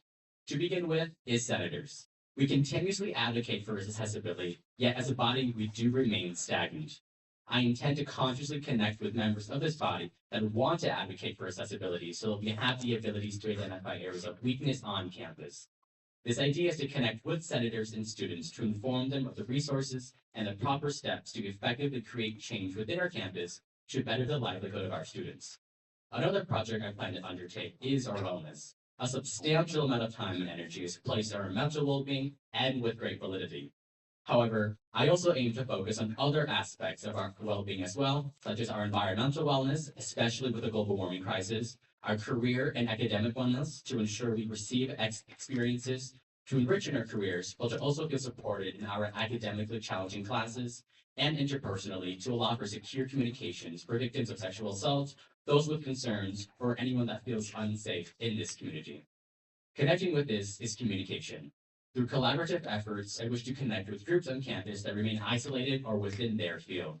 For example, athletics. Our physical health is extremely important, and being able to connect with this department may allow for greater awareness of our physical health and bridge the gap of communication, strengthening the variety of resources available for students, but opening the gateway for greater collaboration and initiatives. This coincides with working with the communications commissions to ideate new and innovative ways to meet students where they are in regard to their communication platforms. For example, implementing new ways to communicate, following trends yet remaining professional, and being more transparent about the decisions made within this commission. Lastly, I also intend to carry out the duties of our previous Student Health and Wellness Director as well. I aim to finish the process of implementing a health and wellness vending machine for students and to continue the coordination of our health and wellness fair to destigmatize resources for our students and to spread greater awareness for all forms of events, resolutions, and anything else that may arise. Along with this, our health and wellness newsletter. While student-led, connecting with departments like nursing, public health, and other student resources, I believe, will create more informative newsletters, allowing us to target different groups of students to ensure all receive equal opportunity. In conclusion, my multitude of experiences has well equipped me to lead this commission. My strong communication, organizational, and leadership skills, I believe, will allow me to find success in this commission and create a more well-defined name and purpose. To end my speech, I would once again like to thank everyone involved in the nomination process and hope I can serve as your next SHW Commission Director. I'm open to all questions that anyone may have. Thank you. Thank you for your speech. Are there any questions? Director Gertler? Thank you very much for that speech. I just have a question about one of the projects that you mentioned wanting to continue. Because we had heard a couple weeks ago about the health and wellness vending machine, and there were a lot of details that it seemed like were still up in the air. So I'm just curious if you could tell us a little more about the progress of that project as the commission changes hands. Yes, absolutely. So I had the privilege to talk to the previous SHW Commission Director, and while I haven't been able to entirely get a multitude of small details down, if passed through this body, I do plan on continuing conversation with this individual so that this resource is available for all students. Does that answer your question? Yes, thank you. And Senator Berg? Thank you for your speech. This is a more personal question. What is your reason why that you want to continue working with students in whatever fashion that is, but specifically with SHW? Yes, absolutely. So through my previous experiences, I have firsthand always worked with the students. And I believe that being the director of this commission will allow me to not only help connect and give these students different access to these resources, but will allow me to engage in a different aspect of campus. And through this, I believe it will further my education and knowledge through these kinds of initiatives, but will also allow me to further spread and intentionally connect with these students so that we can create a more definite name for the commission, but to also spread awareness about why these things do matter to us as students. Does that answer your question? Yes, it does. Thank you. Are there any other questions? Director Dunlap? First off, congratulations on the nomination and well done with your speech. You touched briefly on the newsletter that happened, or that just was formed this past session. I was just wondering if you could go a little bit more into detail, as that is what I believe is an intern-led newsletter. So I'm just wondering if you were appointed to this position, how would you continue with that? Yes, absolutely. So I do believe that connecting with different departments here on campus would allow us to create more centralized information. And I believe that giving these duties to an intern with respect to the other duties as well will allow them to become more informed in what these departments are able to do, but will also allow them to greater spread the resources that some individuals may not be aware of. Does that answer your question? It does, thank you. All right, any other questions? Director Schultz? First of all, thank you so much for your speech. It was lovely. I'm just wondering that SHW does have 2 different advisors, so I was wondering if you had a plan to, touch base with them before the semester starts to just a point of contact and to cultivate that relationship. Yes, absolutely. So one thing I do take pride on is maintaining this consistent form of communication. My previous experience with Housing and Residence Life specifically, I've had the opportunity to work with this body directly, working with those in higher positions of power. And I believe that reaching out to help coordinate meetings or small check-ins with these advisors will help bridge that gap before the semester starts. So we already have an established relationship so that when the semester starts up, we can get straight to business to ensure that the commission is able to do what is able to do at the time. Does that answer your question? Yes, thank you. Are there any other questions? Any other questions? And with that, I will entertain a motion to move into closed session. Second. All those in favor? Opposed? Abstaining? That motion passes, and I will now ask our nominee and anyone in the gallery to please leave the room.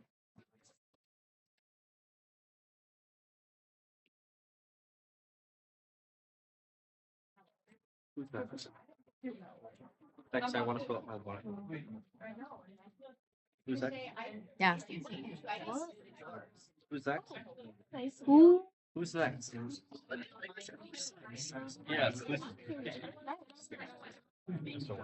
No. It's to be Kira. Thank you, I appreciate it. Okay, I kind of want to fill up my water. Yeah, I know. Once this board gets back, we can motion for 5 minutes. Yes, please, please, for the sake of your exec board.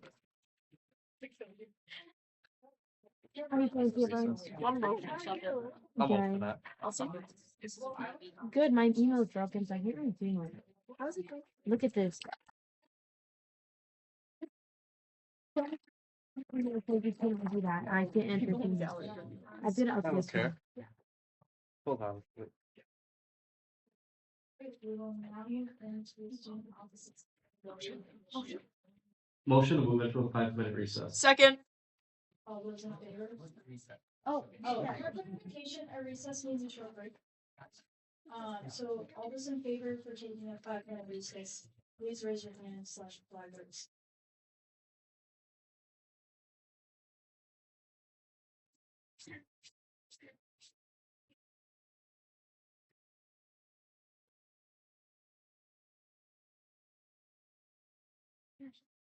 Okay, wait, can you raise them high? People keep their hands. Sorry.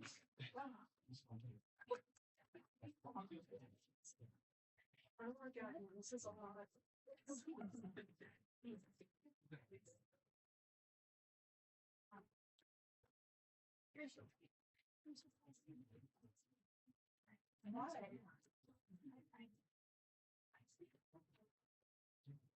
I think that's it, right?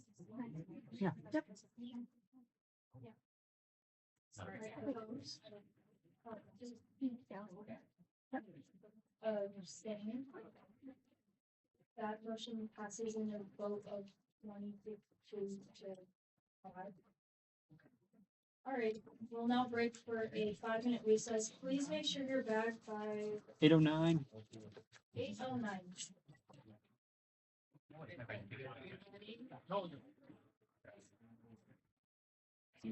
All right, we're now going to begin our Student Office Sustainability Director nominee speech.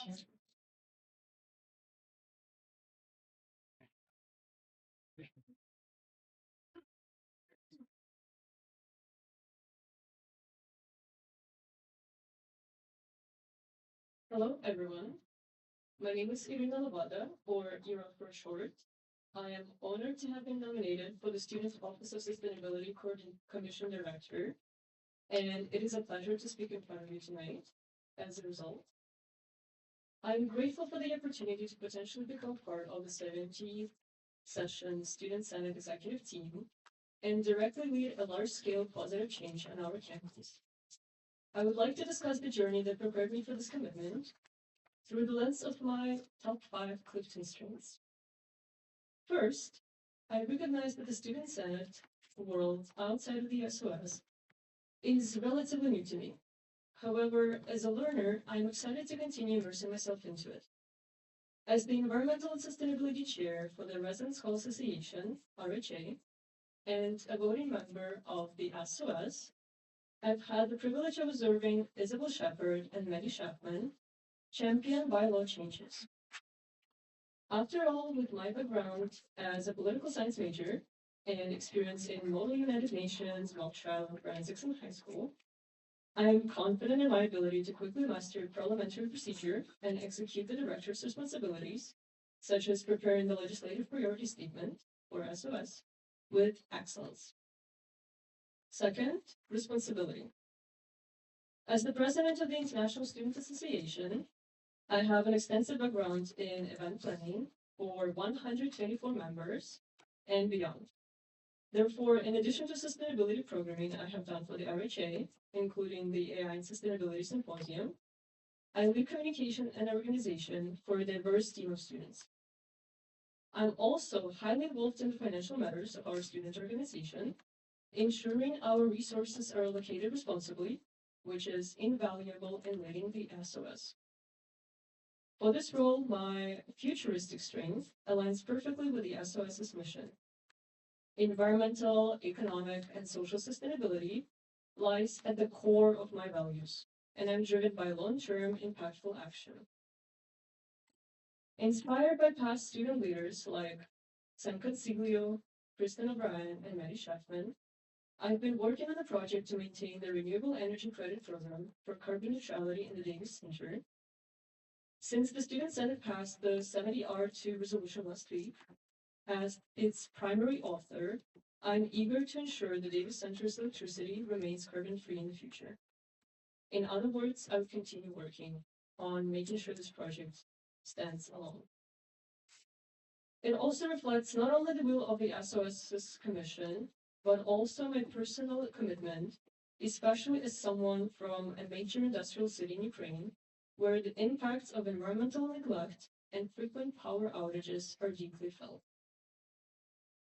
Now, moving back to Clifton's strengths, my individualization allows me to recognize and leverage the unique skills of those around me, crucial for co-leading a Student Senate Commission. Some of you may know me as part of the International Poetry Reading Planning Committee. Last year, I was able to recruit 2 students to join our small team, and this year, I've led committees for both the RHA Environmental and Sustainability team and the International Poetry Reading Cohort, ensuring everyone's strengths are utilized to achieve our goals. Finally, as a geographer and a prospective strategic urban planner, I deeply value connectedness. I believe local action is the foundation of global change, and collaboration is key to making that action efficient and sustainable. As the SOS Student Director, I will prioritize strengthening our Commission's relationships with the Student Health Services, Campus Harvest Food Pantry, Equity Student Matters Commission, Facilities and Grounds, the Residence Hall Association, and even the City of Eau Claire. I also plan to look into the opportunity of bringing a smaller scale version of the Pack It Up and Pass It On event to campus at the end of the fall semester. Having contributed to the Give and Take programming on Upper Campus, I recognize the need to support December graduates, many of which are international students, with sustainable waste disposal options. Therefore, in my work, I will focus on renewable energy, community centeredness, and waste reduction. In closing, I want to reiterate my gratitude for this opportunity. My past leadership roles in the Residence Hall Association, the International Students Association, the Student Office of Sustainability make me well prepared to serve on the Student Senate's Executive Board. I'm ready to work hard in respect to the former sessions and the SOS's mission, and to continue its legacy to create a more sustainable future for our campus. Thank you for your time and consideration.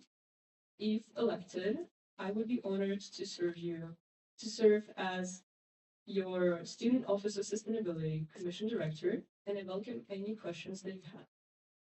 Thank you. Thank you for your speech. Does anyone have any questions, Director Gertler? Thank you so much for that speech. I would like to ask a little bit more about the winter pack-up pass-on that you mentioned. How would we dispose of or store the items collected during that event? And have you started talking with Lily or Dr. B or anyone else about this event? Because I think it's a great idea. Thank you very much for your question. It really depends on where we're going to host the event itself. I've been thinking about how we could implement it during the Wisconsin winter weather. So most likely, just still depending on the data where the international students or the winter graduates would mostly like be, either off campus or on our campus. Most likely, again, it would be in Haas or in the main area of Haas, in the lobby. So with the storage, I was thinking of donating the majority of the things, and the little things that could easily go to the Scotland basement, they could go there. I know it wasn't advisable last year, but since it's a smaller scale event, not just as a pass it on, that we do in the end of the year, I think it should be appropriate. Does that answer your question? Yes, it does. Thank you so much. All right, Senator Bolshes. Hi, thank you for that speech. So you mentioned plans to work with student health and wellness and talked about kind of communities driving global change. Do you have any plans for engaging more with the average student and as well as the city of Eau Claire? Could you repeat the first question, the first part before the city of Eau Claire? Yeah, so you mentioned communities and more grassroots movements driving global change and plans to work with other organizations on campus. Do you have any plans at this time to get more engagement from the average student? Yes, of course. As the SOS Commission, we collaborate a lot with the community. For example, our main event of the year, Earth Fest, we invite a lot of community members to participate, and we collaborate a lot with the city. As the student director, I would attend regular meetings of the Sustainability Advisory Committee of the City of Eau Claire, hopefully to initiate this more tight collaboration between the city and the Student Senate. That's something the previous student director for the SOS did in the past, and it was invaluable for us as the commission members to get her perspective from the city and hear about the most recent updates in terms of sustainability that are happening in the wider community, but also about the opportunities that help us advocate for sustainability initiatives that matter to us. So even bridging this divide into bringing more awareness about what's happening in the community and what's happening in the Student Senate would be one of the priorities. And of course, looking into more like active event programming collaboration would be something on my mind as well. Thank you for the question. Does that answer your question? Yes, it does. Thank you. All right, Director Schulte. First of all, thank you so much for your speech. It was great. And I was just wondering, there's been like some past, I think, resolutions or initiatives within SOS, like, you know, like the bike share program or like expanding compost that have been things that SOS has wanted to like do in the past. Would you like plan on like carrying on any of those initiatives or anything like that? Thank you very much for this question. As the student director, I really value the input of our commission members. And of course, we would continue all of the ongoing projects that we have right now, such as the bike share program, the campus garden ideas that we have going on within the commission. We have lots of them, and honestly, that's what brings me to the SOS, is just the passion behind our members. Oh, Rewild campus as well, just popped on my mind as well. So yes, of course, we'll continue all of those. While I do not realistically foresee myself taking charge over all of those projects, actively supporting the students that are behind them would be my priority. Does that answer your question? Yes, thank you. Great. Are there any other questions? Any other questions? Seeing none, I will entertain a motion to move into closed session. Second. All those in favor? Opposed? Abstaining? That motion passes, and I will now ask our nominee, anyone in the gallery, please leave the room.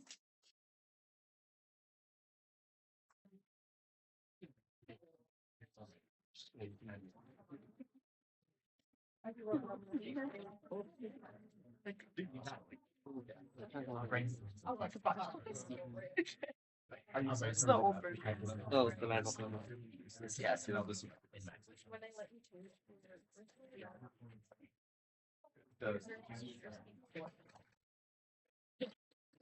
All right,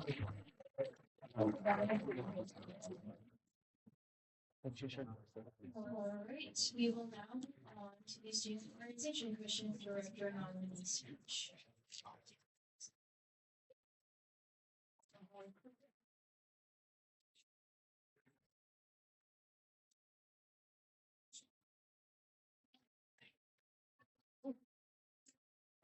Can everybody hear me okay? Yes. Yes, sir. Okay. Good evening, everybody. Thank you all for being here tonight. My name is Max Moffett, and I'm your nominee for Student Organization Commission Director. I'm currently a sophomore with a philosophy major and a legal studies certificate. This year, I served as the Student Organization Commission intern alongside serving as a student senator. I also served as a campus ambassador for the university and currently hold an executive position for a Greek life organization on campus. While a lot of you may be familiar with the work of the Student Organization Commission, I'd still like to take a moment to reflect on some of the important work it does for student organizations on campus. Our commission's role is to serve as a bridge between Student Senate and the almost 200 different student organizations on campus, meaning we provide lots of crucial resources for organizations and help facilitate and guide organizations through many important procedures. Through my time as the intern of the commission, I've learned so much about many of our different organizations on campus and just how important they are to UW-Eau Claire. They provide close communities to students where so many find their place of belonging, friends, and purpose at the university. Personally, student organizations were the experience that gave me many of my first friends on campus and gave me the confidence to break out of my shell and start seeking more opportunities to get involved in the university. I am passionate about providing this experience for other students who also come here looking for a community of their own and want to strengthen and improve our student organizations on campus so more students can find their place and friendships on the campus. While it is important to recognize all the work student organizations already do, it is also important to recognize areas of improvement and identify ways we can help make our organizations the best they can possibly be. This gets me to my first initiative, which is the implementation and advertisement of a new funding process for student organizations. In the past, student organizations have all been allocated funding at one point in the year for the following fiscal year. This method of funding has shown to come with a few noticeable drawbacks, mainly that student organizations will not always follow through on their plans for the following year and fail to spend their full allocation. This creates an issue for the commission, as we are allocated 3.3% of segregated fees towards the student organization fund, intended to spend on student organization events. If student organizations are not spending their full allocation, it calls into question the legitimacy of this allocation towards the commission.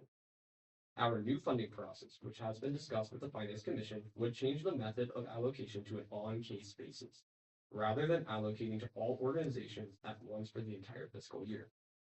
To advertise and mandate this huge change, I plan to have organization advisors meet with me at least once in the year for a meeting regarding specifics on the change, allowing them to pass the information down to current and upcoming officers.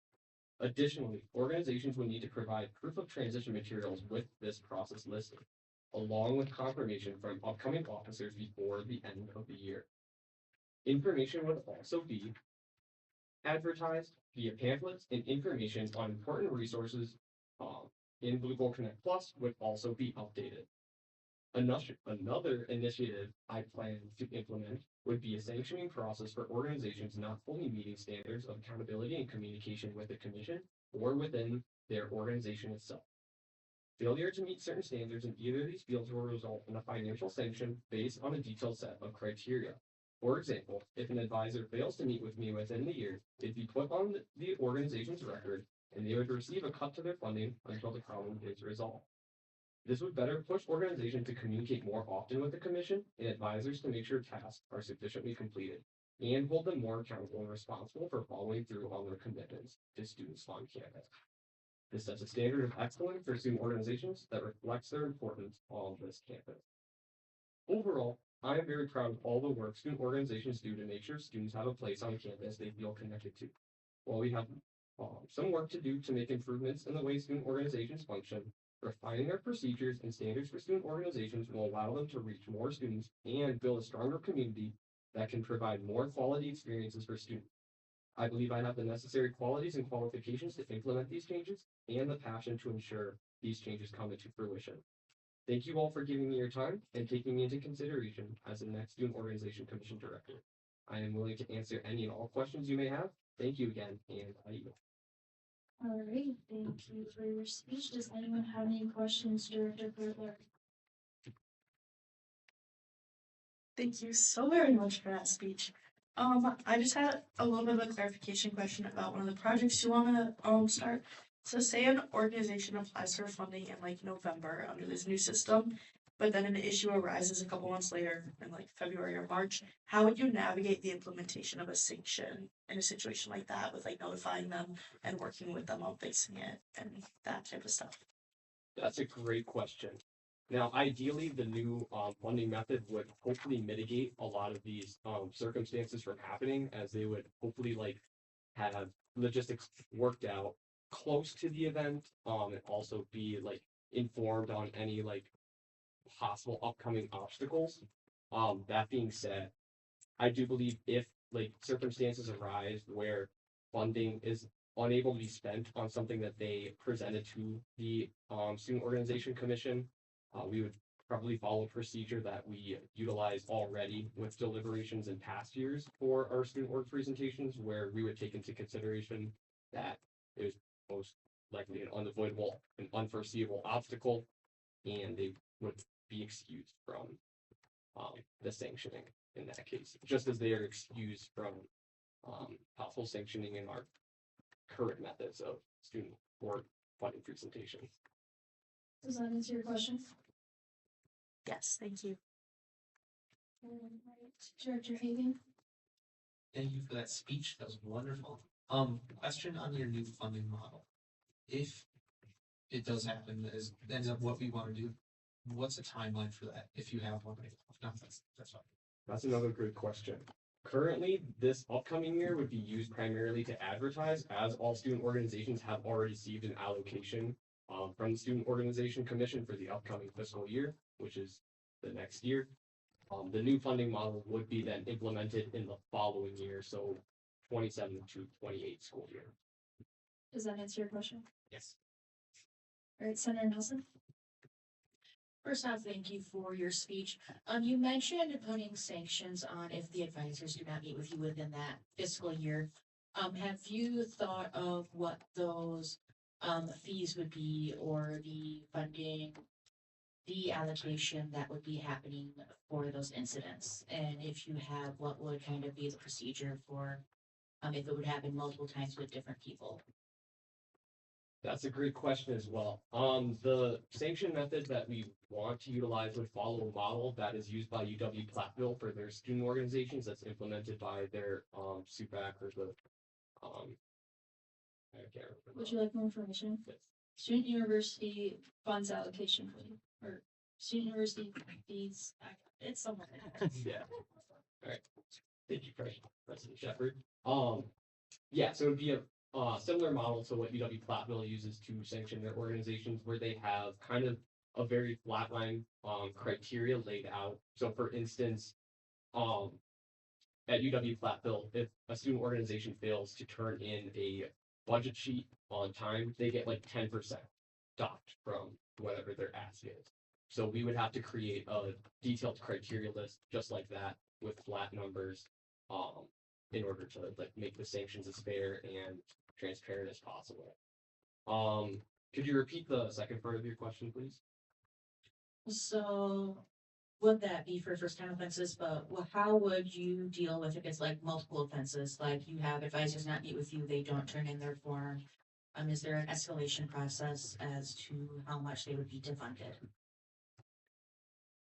That is something I would have to discuss further with the advisors into the upcoming year. I think ideally, it'd probably be the case that they would stack on top of each other. But that being said, we would also implement like a lot of hopefully like safety measures, like a lot of like communication with student organizations, a lot of warnings prior to a lot of these things going out to prevent like that type of like multiple offenses from happening. Does that answer your question? Yes, it does. Thank you. All right, Director Lee. Again, wonderful speech. With your initiatives, I was curious how you would involve your advisors to ensure that your initiatives are successful within this new academic year.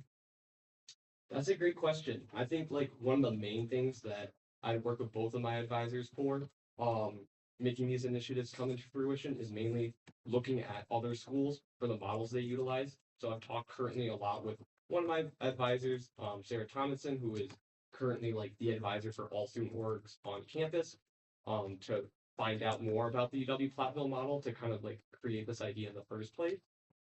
On top of that, one of my other advisors, Stephanie Picola, who is in charge of all like student organization funding, I worked with her to like create like a good system for not only like keeping track of possible like offenses for sanctioning for student orgs, but also like creating that kind of like fair criteria list as well. Using like their past experience with perhaps like similar models, and also gaining insight into what has and has not worked with other past funding models would also be important to make sure this is functional and we're not just like repeating past mistakes. But I think that's my list as of right now. Does that answer your question? Yes, thank you. All right, are there any other questions? Any other questions? Seeing none, I will entertain a motion to move into closed session. Motion to move into closed session. All those in favor? Opposed? Abstaining? That motion passes, and now I move into closed session, and I will ask our nominee and the students in the gallery to please leave the room. Thank you, everybody. Just so you know, we have 4 left, so you guys are doing great. 4 out of 13, so we're way ahead. This is so fun. God, I love this. No, I hope there's no questions. I hope there's no questions. I hope there is questions. I'm like really excited. Oh my god. Yeah, ask me your questions later. Are you good?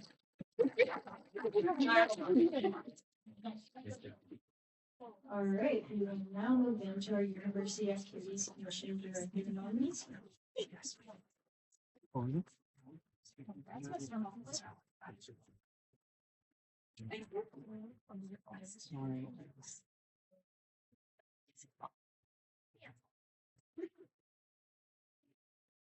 Good evening, everyone. Thank you all for allowing me to present myself as the director nominee for the University Activity Commission. If you do not know who I am, please let me introduce myself a little bit. My name is Chanel Berg, and I'm a third-year chemistry ACS major. I'm from the St. Louis area, and you might be wondering how I ended up here. Both of my parents grew up in Chippewa Falls, so I spent much of my childhood visiting the Chippewa Valley as if it were my second home. By my senior year of high school, I knew UW Eau Claire was where I was meant to be. My freshman year, however, looked very different than I expected. I spent most of my time between classes in my dorm and an off-campus job. I honestly thought involvement in college was a hoax. Toward the end of that year, I was lucky to have a friend who encouraged me to get involved, which led me to apply to be a UAC concert chair. After my first year in UAC, I knew I wanted to give more to the commission that changed my college experience, so I applied to become director. This past year, I've had the honor of serving as program director, where I've directly managed an executive board of 9, overseen a $96,000 budget, and created 2 new event series, along many other responsibilities. Most people will come up here and give you a highlight reel of their experience. While I could do that, I want to share some of my more challenging moments and how I've grown from them. As program director, my role often falls in the gray area between event planning and supervision. What I didn't anticipate was just how much of this position involves managing people. No longer was my success tied to an event I planned or attendance numbers I could immediately see.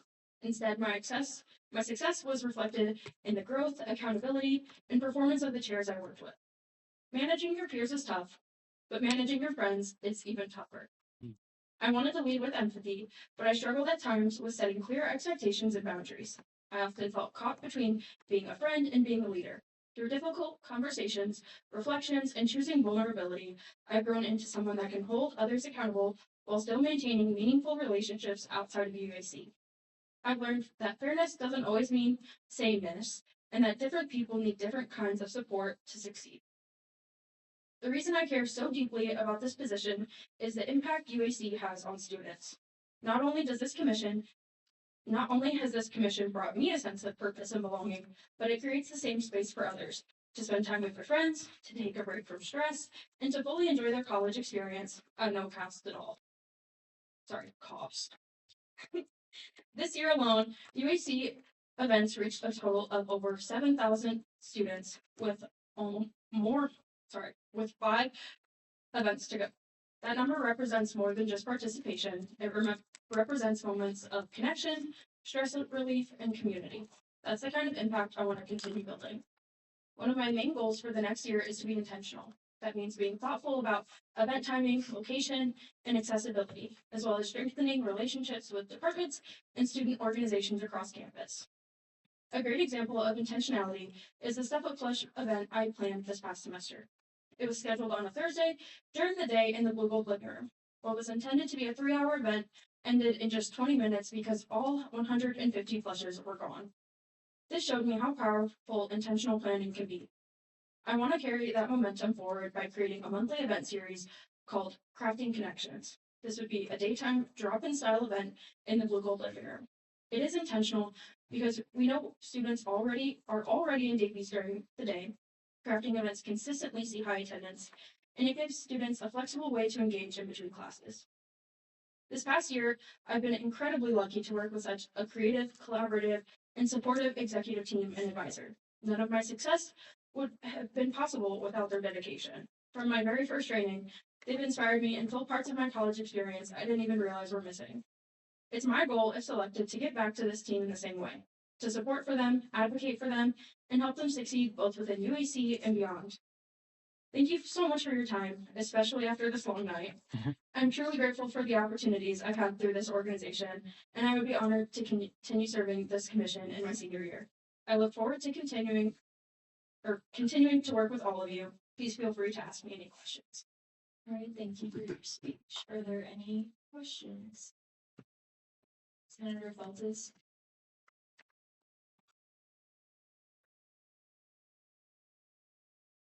Thank you for that lovely speech. I was just wondering for like clarification, how frequently would like those craft days be happening? Like I'm assuming it's not like every day a week.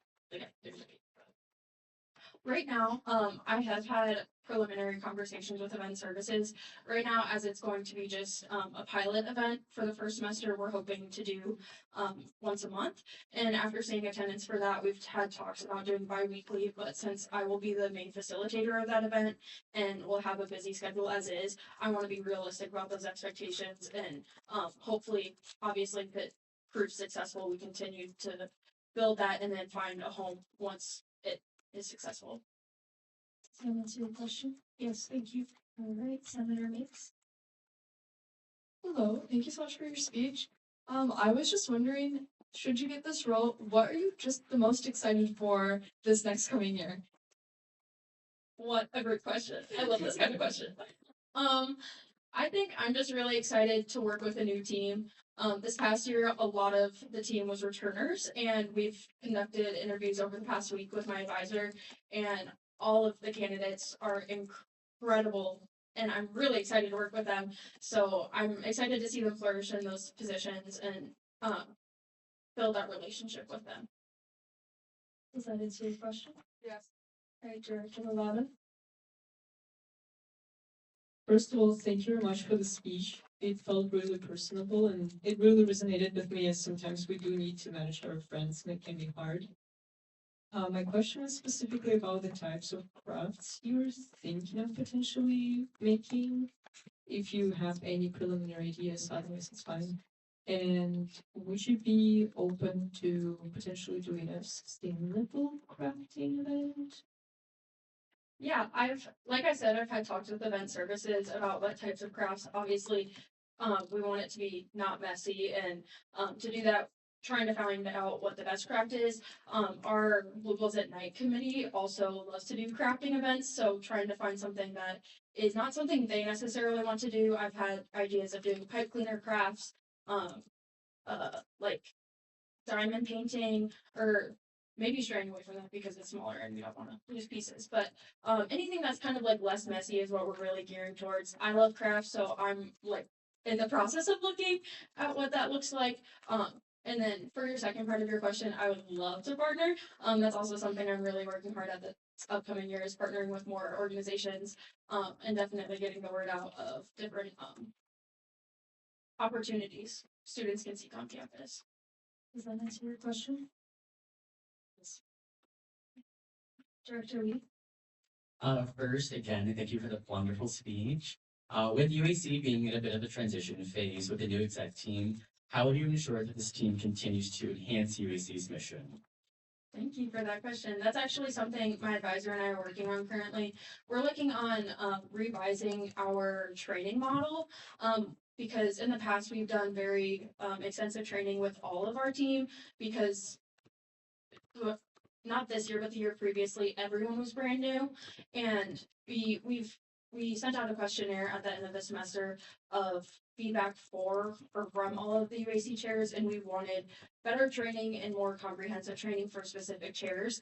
So really applying that and taking that feedback and gearing our training towards that. And with the new chairs, we want to do comprehensive one-on-one training rather than putting them in the same group as returners, because obviously returners will have a better sense of idea of what's going on, and really individualizing that training for each person, so they can get the best experience out of it.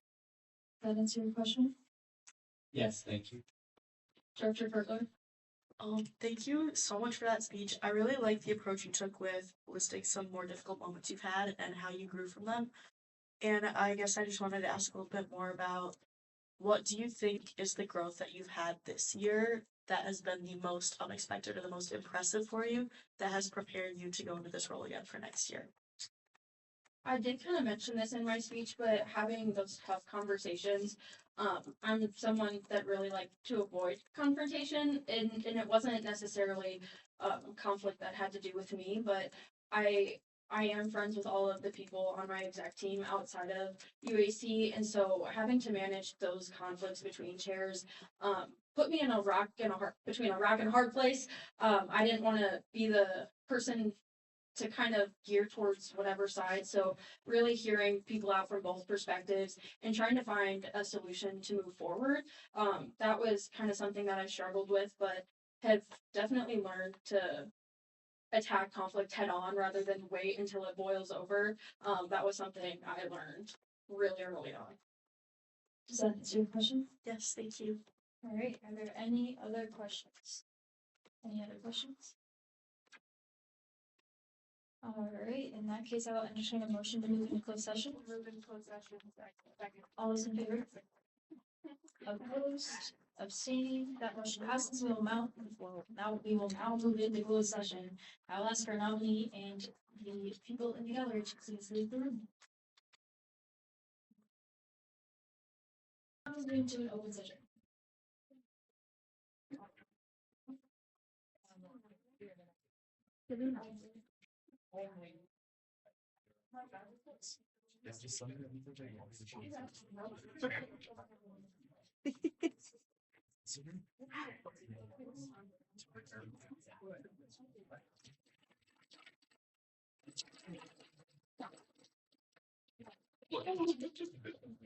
Like how he's really close to the bro, and it's not how is this awesome? So I will I'm sorry for that. Alright, everybody, let's roll it back. Okay. So up next we have our academic affairs coordinator nominee. As he's in Italy, he has recorded his video ahead of time. This was sent out 24 hours before the meeting, where the option to ask questions to him was offered. We will not be asking any more questions than what was sent to him, as he is a 7-hour time difference, and we will not be waking him up. So, with that, I will play the video, and then we'll review any questions that were asked and his answers. Does anyone have any questions? All right. Also, I apologize if there's any technical difficulties. It has been a little rough tonight. So.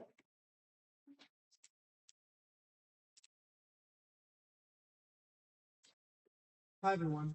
It's a pleasure to reintroduce myself today and discuss my nomination for the Academic Affairs Coordinator position. My name is James Burville. I'm a second year here and a political science major with a philosophy minor. I'm really excited to be giving this speech today, and I'm extremely grateful for the nomination and the opportunity for this position. Now, adjusting to this role may not come easy, but I'm confident that my prior experiences and my improved skill set will allow me to do so. As a previous Academic Affairs Commission intern, I took on many responsibilities such as distributing materials, event planning and setup, organizing and marketing. I believe that these responsibilities that I've taken on as an intern will set me up well to expand on the work our commission is already working diligently on, as well as provide a sturdy platform for me to build off of as coordinator. Outside of Senate, my work as a legal research intern provided me the opportunity to prove my creativity, writing, and time management, which I hope to apply to the projects that I intend to work on throughout this session. Lastly, this semester, I took the time to study abroad in Italy, greatly strengthening my ability to adapt to different environments, both academic and personal. Through studying abroad, I connected with diverse people, navigated new environments, and developed stronger communication skills. These new skills will allow me to communicate more effectively with both students and faculty, as well as adapt to this new position and apply myself accordingly. In conjunction with my past experiences and skill set, my passion for this position will fuel my goals and initiatives that I have laid out for myself this coming session. In my first semester as a senator, academic affairs was the first commission that I took a great interest in. It was exciting, interesting, and the passion held by the people in the commission really inspired me. This passion, shared by my peers, allowed me to find initiative and enthusiasm to get myself more involved, and for the next semester, I took on the role of intern and grew alongside the commission. I realized how crucial aspects like our academic open forum are, and how we can effectively connect students to their academic resources and faculty through events and outreach. These aspects of academic affairs have grown very important to me, and I want to ensure that student voices are being heard when it comes to their academic concern. Fostering greater connection and outreach to students and their academic concerns is my primary passion within the Senate, and this position is something that I know I can give my all to, because above all else, I believe that passion is what matters. There are many ideas for future projects that I'm passionate and enthusiastic about pushing forward. Being put into this role will allow me to take these head on, and I'm eager to cooperate and collaborate with my peers to follow through on these plans. Last semester, I was excited to push forward my idea of a resource fair, which is now initiated as the Spring Academic Resource Fair. I'm excited to refine this idea and encourage greater connection between students and academic resources. I believe that this would entail a Senate social layout with various resource representatives setting up stations for students to come and engage with, where they can learn about their services and their opportunities. I think this event will increase resource visibility as well as promote student resource engagement. Furthermore, I intend on revitalizing the academic open forum through strategies of placement, accessibility, and marketing. Last semester, our academic open forum was done very well. However, I believe our timing could have been better, and our collaboration with commissions like communications could have been even more amplified. I believe that we can achieve greater response and feedback numbers with more detailed answers that we can build initiatives off of in the future. Outside of these two, I would like to plan new initiatives to expand academic resources, specifically advocate for clear academic policies such as attendance, as well as navigate opportunities for new plans and initiatives by increasing collaboration with other commissions. Specifically, I hope to create new outreach programs for resources through collaborating with communications, amplifying visibility for students in need. These goals will not come easy, yet I am excited and prepared to take on any challenges for this upcoming session, and I look forward to adjusting to this new role. Overall, I'm extremely honored to have been nominated for this position, and I know that through collaboration, communication, and teamwork, I can do well to bridge the gap between students and their academics.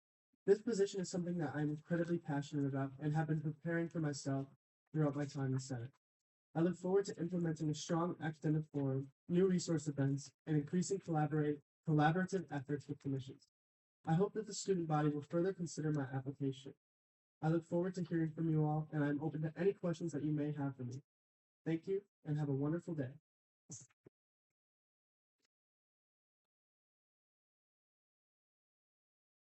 With that overview, the questions that were asked. So first, from previous mascot coordinator Claith, with the dismantlement of Academic Affairs Commission and the creation of the Academic Affairs Committee, how do you plan to navigate the transition? In other words, what do you see as the main difference for academic affairs between being a director with a commission and a coordinator with a committee? To which James responded, the transition from commission to committee does indeed pose a unique challenge. I believe to successfully navigate this transitional period, I will have to discuss with current coordinators how they currently navigate their respective roles and take inspiration. Furthermore, transitional materials from former Director Sienna will allow me to better understand this transition and what it will require from me. I think by taking advice and being open to criticism, I can smoothly enter into this transition and learn from my mistakes. The main difference I see in this new position is having more time to be intentional with my projects and have a dedicated team. Also, with the loss of BCGT, there are less projects that are required, which means I have more time to discuss and develop more tangible projects that serve students in different ways. And then also from previous coordinator Claith, what are some of the ways you see yourself utilizing the Academic Affairs Committee in the fall semester? To which James responded, like I mentioned in my speech, I see myself organizing the fall academic resource fair. I really want to see this event happen, and from this, I can gauge its usefulness for future semesters. Outside of this, I would like the committee collaborating on the formation of the academic open forum. I would like to work on outreach and questions and develop more methods for marketing and accessibility. Furthermore, the development of new projects through collaboration and collective teamwork will be heightened in the committee. I plan on finding ways to improve our advocacy projects and increase our presence on campus through social media. And additionally, from Director Kurtler, I enjoyed listening to your speech and the ideas that you're passionate about bringing forward. As the communications director of the 69th session and the communications director nominee for the 70th session, I'd love to hear more about the possible collaborations and work that you mentioned wanting to pursue with the Communications Commission. If you don't have any fleshed out ideas, no worries, but if you do, then I would be very interested in learning more about the collaboration you see between these two roles. And to which James responded, I believe that my primary goal for collaboration would be the revitalizing of the academic open forum. I would like to increase collaboration on social media and on communications events like Motivational Monday to increase outreach with the forum. Furthermore, the primary project I've planned is the Fall Resource Fair. I think that this event would be useless without collaboration and teamwork with the Communications Commission. I hope that we can work together to organize and plan this project to maximize attendance and engagement. Outside of these two, I've yet to flesh out more ideas, but I really hope to develop more outreach projects, which I think will require collaboration with other commissions, especially communications. So with that, James will be taking no more questions. And I will now entertain a motion to move into closed session. All those in favor? Opposed? Abstaining? That motion passes, and I will ask those in our gallery to please leave the room.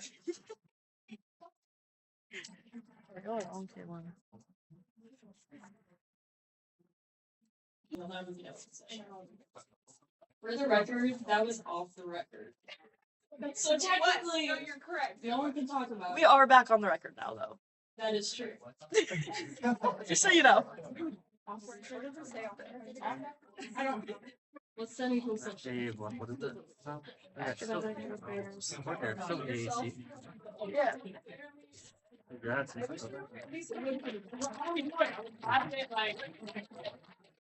Email James with your congratulations. Okay. Yes, just please. Great. With that, we will move into our marketing coordinator nominee speech.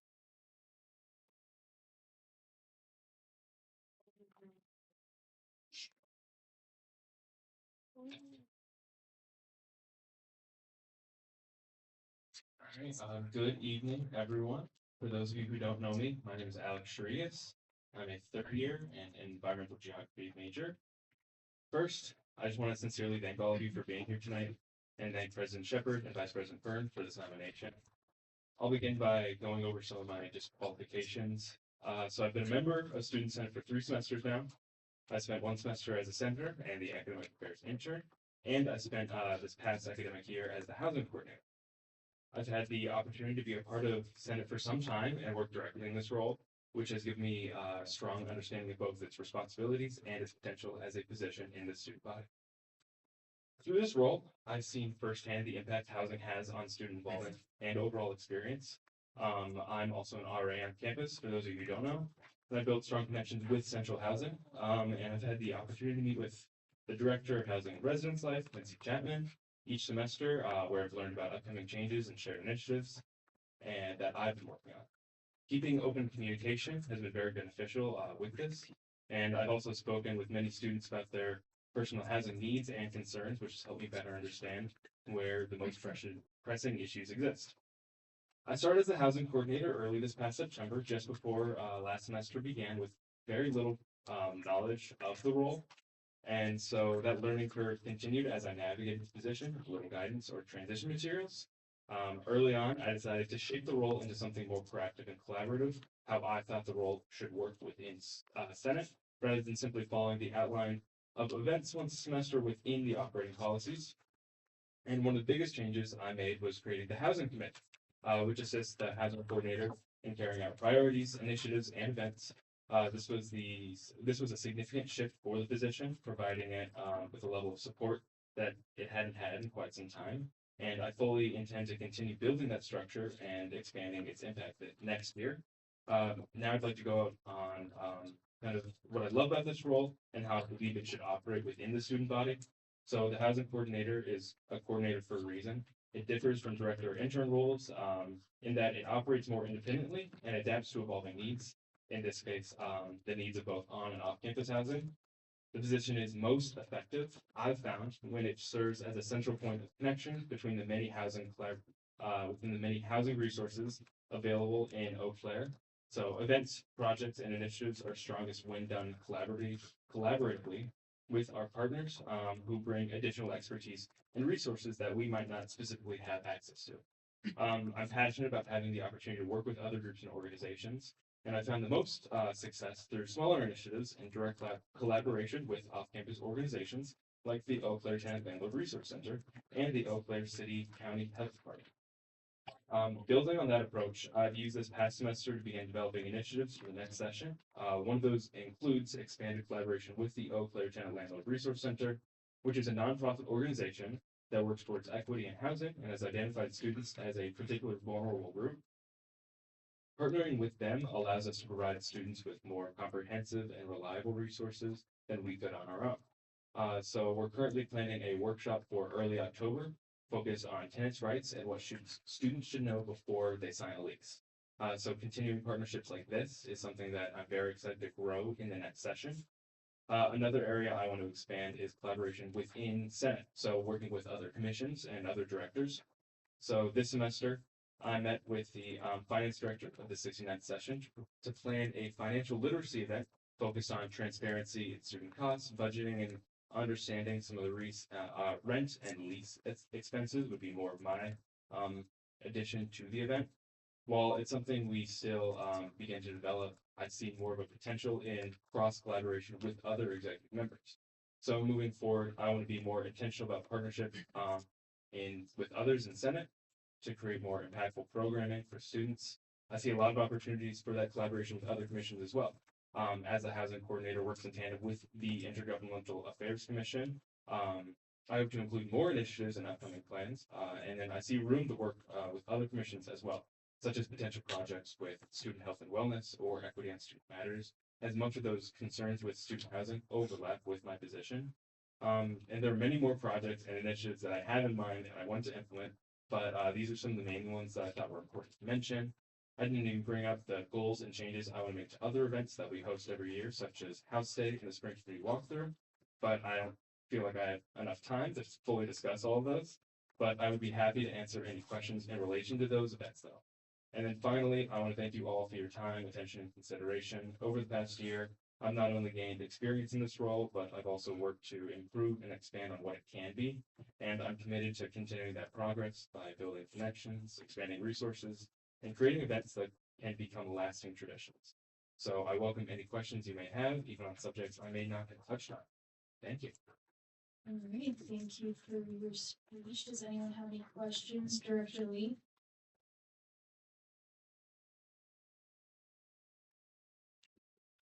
First, thank you for your speech. My question is in regard to your committee. So I was wondering how you plan to involve your committee to help garner more student input on events and initiatives.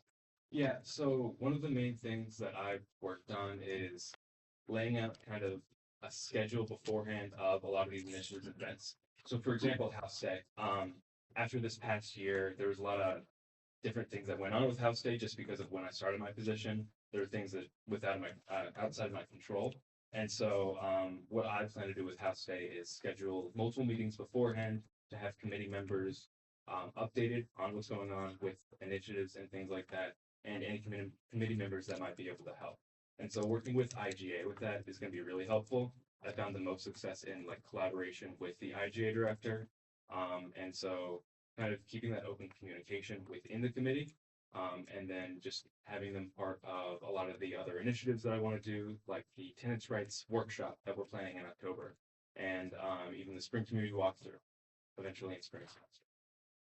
Does that answer your question? Yes, thank you. Senator Mapes? Thank you so much for your speech. Geez, I don't want to word this. What about housing? What particularly topic or issue about housing like is what is this word that I'm looking for? Makes you more passionate about continuing in this role? Like what like enrages you in a way that you're just like, I need to fix this, my work is not done. Yeah, so I guess a lot of my background has been a lot more on on-campus housing. And through this position, I've learned a lot more about off-campus housing. And I see problems in both of the areas, which might become some like conflicting interests within my position. I'm supposed to be that mediary, but students have been they're one of the most vulnerable groups to housing overall. Students are easy to be taken advantage of by landlords who might not fully read a lease, and especially students who might not have full support from parents, helping them like reading over those leases and like agreements, which is what a majority of students would do, getting a lease. So students who don't have those opportunities or those resources are very vulnerable to be taken advantage of by landlords and other organizations. And so that's kind of one of the main things that we want to tackle. And so working with Eau Claire Channel Landlord Resource Center, it's kind of a mouthful. We've been able to discuss more of the vulnerability, and they've also identified that like students as one of those most like vulnerable groups. And so that's probably one of the things I'm most passionate about moving forward, is seeing that vulnerability, and even things like the gap between like leases. So those of you who don't know, it's sometimes referred to as homeless week, where your lease ends and then you have about a week of just like free period where you don't know where your stuff's going to go, and especially if you're not living at home over the summer, or if you don't have like a home to go back to, you're kind of just couch surfing. And so like surveys were sent out, and about 25% of students who have lived off campus have experienced some sort of homelessness for that like period of time. So just identifying students as that group that is vulnerable and needs kind of a lot more education and equity has been kind of the thing that's got me most passionate. Does that answer your question? Yes. All right, Senator Heather? Hello, thank you so much for your speech. So, speaking of speaking about problems with housing, I feel like a really big one is that like the deadline to submit your housing application. So I was just wondering if you have any insight on when the fall housing application will be this upcoming semester. And then if you have any ideas on how to push it back so students have more time or how to advocate for it and speak to the right people. Yeah, so I'm just gonna assume that you're talking about more on-campus housing and those deadlines. Honestly, it's both. Both. The push is pretty strong. I can talk about both. Yeah. So on campus, I know I talked with Quincy Chapman, the director of housing and residence life, earlier last semester. I asked him why the deadline was so soon, and the majority of the reason was they overhauled their whole system, so they were on a new system and they were all on paper, so they need that additional time. That will likely not change. It'll probably be early November, and no matter how much I tried to push that back. Early November is likely when on-campus housing the deadline will be again. I'm Another thing that I want to work on is pushing back that deadline. And then also with off-campus housing, Eau Claire is one of those cities, like compared to Madison or some of the other UW system like cities, Eau Claire has a very aggressive approach to like off-campus housing. Like the landlords and the housing organizations are very aggressive in their approaches. Those emails get out before some people even get to campus. And we're constantly bombarded with them. I'm still getting them. We're in May. So it's like at a certain point, it's like how many people are really looking for this much housing. They're very aggressive in how early they get students to sign leases and encourage students to sign leases. And so, with working with organizations such as like Central Housing also wants to tackle this issue, and then also Eau Claire Tenant Landlord Resource Center wants to tackle this issue of like there's a lot of aggressive marketing, a lot of aggressive practices with these landlords and housing organizations. And so, trying to get some kind of pushback initiative so we can push back when students are expected to sign leases. A lot of the time, if like you're a new student on campus and you want to live off campus your second year, the first people you meet in October, you're signing a lease with. And so we've been discussing kind of different ways to push those back. And a lot of it comes with like contracts within the university. So if you don't know, like all the emails that go out, the organizations pay to have the access to our emails. And so maybe working with the university and saying, can we limit when, like, as soon as these emails can be sent out, can we have like a date where they can't send it out until the second week of September or after the first month of classes or things like that to try and push back those deadlines. But it's so difficult to tell people that they can't do stuff. But that's definitely one of the projects that I really want to work on coming up next year. Does that answer your question? Yes, thank you. We have exhausted our 5-minute question answer. Is there a motion to extend?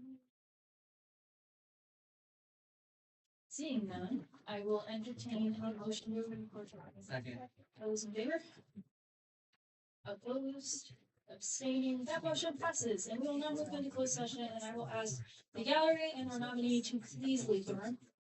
Into open session. I'm sorry, we were on call. Air crime. All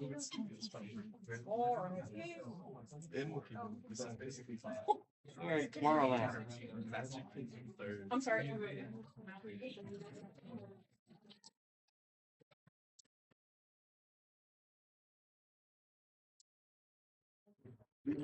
All right, we will now.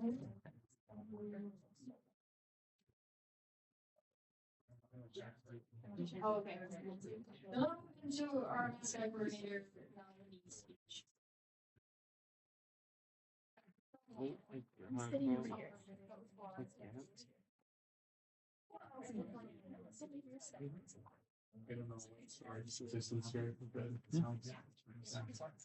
All right, guys, last one. Let's do this right. Hello, everybody. My name is Joey Clay, and I'm a sophomore in finance and accounting major, and I'm honored to be chosen as your nominee for the mascot coordinator position. I've served as the interim mascot coordinator during the spring semester of the 69th session, meaning some of you have already seen the work that I've done. However, I don't think as many of you know how I got to where I am today. I joined Senate through vacancy at the start of the 69th session in September, and I was a senator for that fall semester. In early January, I was asked by former President Hebron to become the mascot coordinator due to my predecessor stepping down. While very unfamiliar with the position and its duties, I was optimistic and ready for the challenge. But I'm not gonna lie, when I jumped into my role, there wasn't very much for me to go off of. The whole mascot program felt very disjointed, disorganized, and very disconnected from Student Senate. In the week leading up to the start of the spring semester, I wrote down a set of goals for myself, and they were as follows. 1, revamp and develop the mascot program to operate more efficiently. 2, increase the quality of the mascot program staff through recruiting passionate students. 3, strengthen pre-existing relationships with campus departments and organizations, along with creating new ones. 4, make the mascot coordinator and program feel more connected to Student Senate. And 5, increase Blue's presence within our campus culture. All these goals had one thing in common: lay the groundwork for the future mascot coordinator to succeed. And looking back at those goals now, I can confidently say I've completed all of them. Some sports fans may be familiar with the term rebuilding year, and I think that perfectly summarizes this semester for the mascot program. First and foremost, I completely overhauled how the mascot program operates in terms of how scheduling is done, how staff communicate with each other, and how staff recruitment is done. When I came into my position, I had 7 staff members, and as of last week, I have 28. Beyond structural and staffing improvements, I focused on reaching out to different campus departments and organizations to gauge their interest in having Blue at their events, which is beneficial in reinforcing current campus connections and fostering some new ones. Though, even though with everything I've done so far, the program does still have a long way to go. Now that I've set the groundwork, there's a list of projects on my to-do list that I'd like to work on going forward. An ongoing project I'd like to continue is improving Blue's social media. As of now, Blue is only on Instagram, and while yes, this has been successful, I'd like to expand our social media platforms to other things like TikTok. The plan going into next semester is to post more consistently on Blue's current social media while also venturing out to TikTok to capitalize on the high number of appearances expected in the fall. Another project I'd like to work on is utilizing the newly created mascot committee. The first thing I'd like this committee to do is work on revamping the hiring process. The application and interview questions haven't been touched in a few years, so I think giving them a fresh coat of paint would be beneficial. Additionally, I'd like to work on reviving an event series known as Blue Gold Fridays, which used to happen intermittently throughout each semester. Basically, senators can walk around with blue and women to give out candy or other treats to students wearing Blue Gold merch on Fridays. Besides building community, this would also increase direct student engagement with student senators and what we do with Student Senate. Finally, the last project I'd like to work on is something actually started by 2 passionate senators and the mascot coordinator of the 67th session. As part of a research project in celebration of Blue's 10th birthday, they did a project known as Beyond the Mascot. This passion project goes into detail about the history of Blue and the hard work that went into creating Blue. This project was brought to my attention by a group of students writing their capstone article on the mascot program, and they mentioned this would be something that they'd love to see going into the future. While still in its planning stages, I would love to convert the page from a Google site to Google Connect Plus webpage for better visibility and accessibility to students. In the end, all I truly want is for the mascot program to continue to flourish and succeed in the future. For those not aware, our mascot is in a very unique position here at Eau Claire. Officially speaking, Blue is the student mascot, meaning that they are not officially recognized by the university. While we are also the only mascot program in the entire UW system that is 100% student-founded, student-run, and student-owned. Throughout the years, there have been multiple attempts to have Blue become officially recognized by the university. However, I, like many of my past coordinators, am vehemently opposed to this. Blue exists because students took initiative and fought for physical representation of Blue Gold spirit. My entire position was founded on the fundamental concept of keeping the mascot in the hands of the students and ensuring that the mascot represents students first. I don't plan to change that anytime soon. I believe it would be a disservice to not only to you guys, but also to the entire student body to let go of Blue in the mascot program. I'm very proud of the progress that the mascot program has made this year, and I'd love to have the opportunity to continue the work that I've done. Thank you. Thank you for your speech. Are there any questions directed on that? Yeah, thanks for the speech. My one question that I'm asking you is, what initiative are you most looking forward to if you are getting this position again? Let's see, let me go back to my list. I think the one I'd like to do, like I'd be looking forward to the most, is using the mascot committee. I wrote that bill back in February. To succeed and kind of was inspired by the creation of the housing committee. And so I just think it'd be important to utilize that resource as much as I can. As a position that doesn't have an advisor or any kind of external support outside of Student Senate, I think being able to use the committee and the support that would provide would be the most beneficial in my position, at least going into the future. And yeah, I think just working with them to redo some of the things that need to get changed, as well as introducing new like initiatives and stuff like that. I think would be the thing I'm looking forward to most. Does that answer your question? Yep. Are there any other questions? Senator Mapes? Oh, sorry, Director Byrne. I'm gonna preface by, if you don't have an answer for this, it's completely fine. Pie in the sky, what like large scale event that like focuses on blue would you want to do next year? An idea I kind of been throwing around is for people who don't know, Blue used to do, or Blue's birthday comes around the time of homecoming every single year. And so I think a good event that I could probably bring back is Blue's birthday. It's Blue's 13th birthday this year. And so I think organizing something around homecoming, whether that be like a float for the parade or just any kind of large scale event to kind of celebrate Blue, would be something I'd really love to do. Does that answer your question? Yeah, it does. All right, Senator Bates. Oh, sorry. I'm getting nervous now. But what about Blue Gold Spirit really speaks to you as the maybe allegedly mascot coordinator perchance? Just take a chance.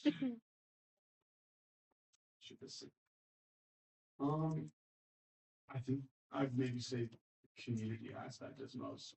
I mean, Eau Claire is by far not a small campus, but I think as many of us know, it's very interconnected between like what everybody does. I kind of call it like the golden thread. Like you meet somebody and like they probably know about 5 different people you know. And so I think the importance of and like with where Blue ties into that, is like just kind of helping foster and generate more of that community and stuff like that. And as a very social outgoing person, it's something that I strive to like one foster, but two improve. I think just building community in general, especially when it's special as Eau Claire, is really important. So Does that answer your question? Yes. Are there any other questions? Any other questions? Seeing none, I will Motion to now- move into closed session. All those in favor? Opposed? Abstaining? That motion passes, and I will now ask for a nominee to be in the room. Yay.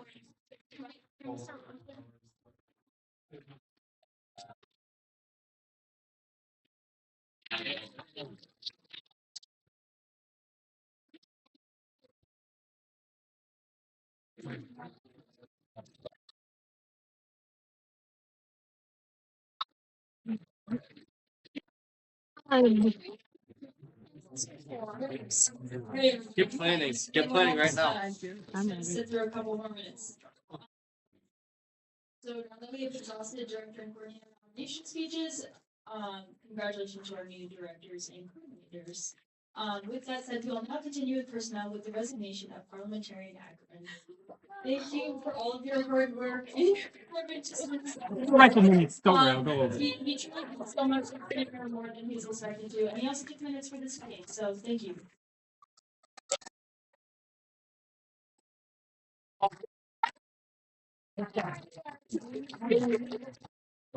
Alright, now exhausted personnel, we will now move into announcements. With that said, does anyone have any announcements for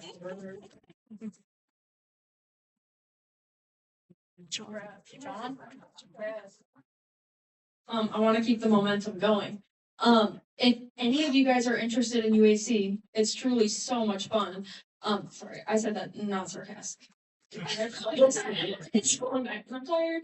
But UAC is the love of my life again, and I want everyone and anyone to join because it'll bring you the most immense joy and whimsy in your life. So please join. That's it. Any questions for that announcement? All right. Seeing none, Director Dunlap. Hey guys, thanks for sitting in this long meeting. So I'm gonna encourage everybody in this room, newer from last year's commission, to apply for the finance commission intern. This will open up, I think, sometime tomorrow, and it'll close, I think at 11:59 p.m. on Friday. I'll try to hold interviews over the finals period. So keep that in mind when you're putting in the time. Um, I learned a lot being the intern last session, and I was able to grow a lot from it. So I think it'd be something really good to think about. How you go? Any questions for that or announcement? Senator Verada. So sorry, shameless plug, but tomorrow the CWE, the Center for Writing Excellence, is hosting its night of procrastination in the library, 6 to 8 p.m. It's an event we can go do homework. There's going to be free food, fidgets, and a therapy dog as well. So I can't go, which I'm really excited about, but everybody should come. It'll be really fun. I yield. Great. Are there any questions for the announcements?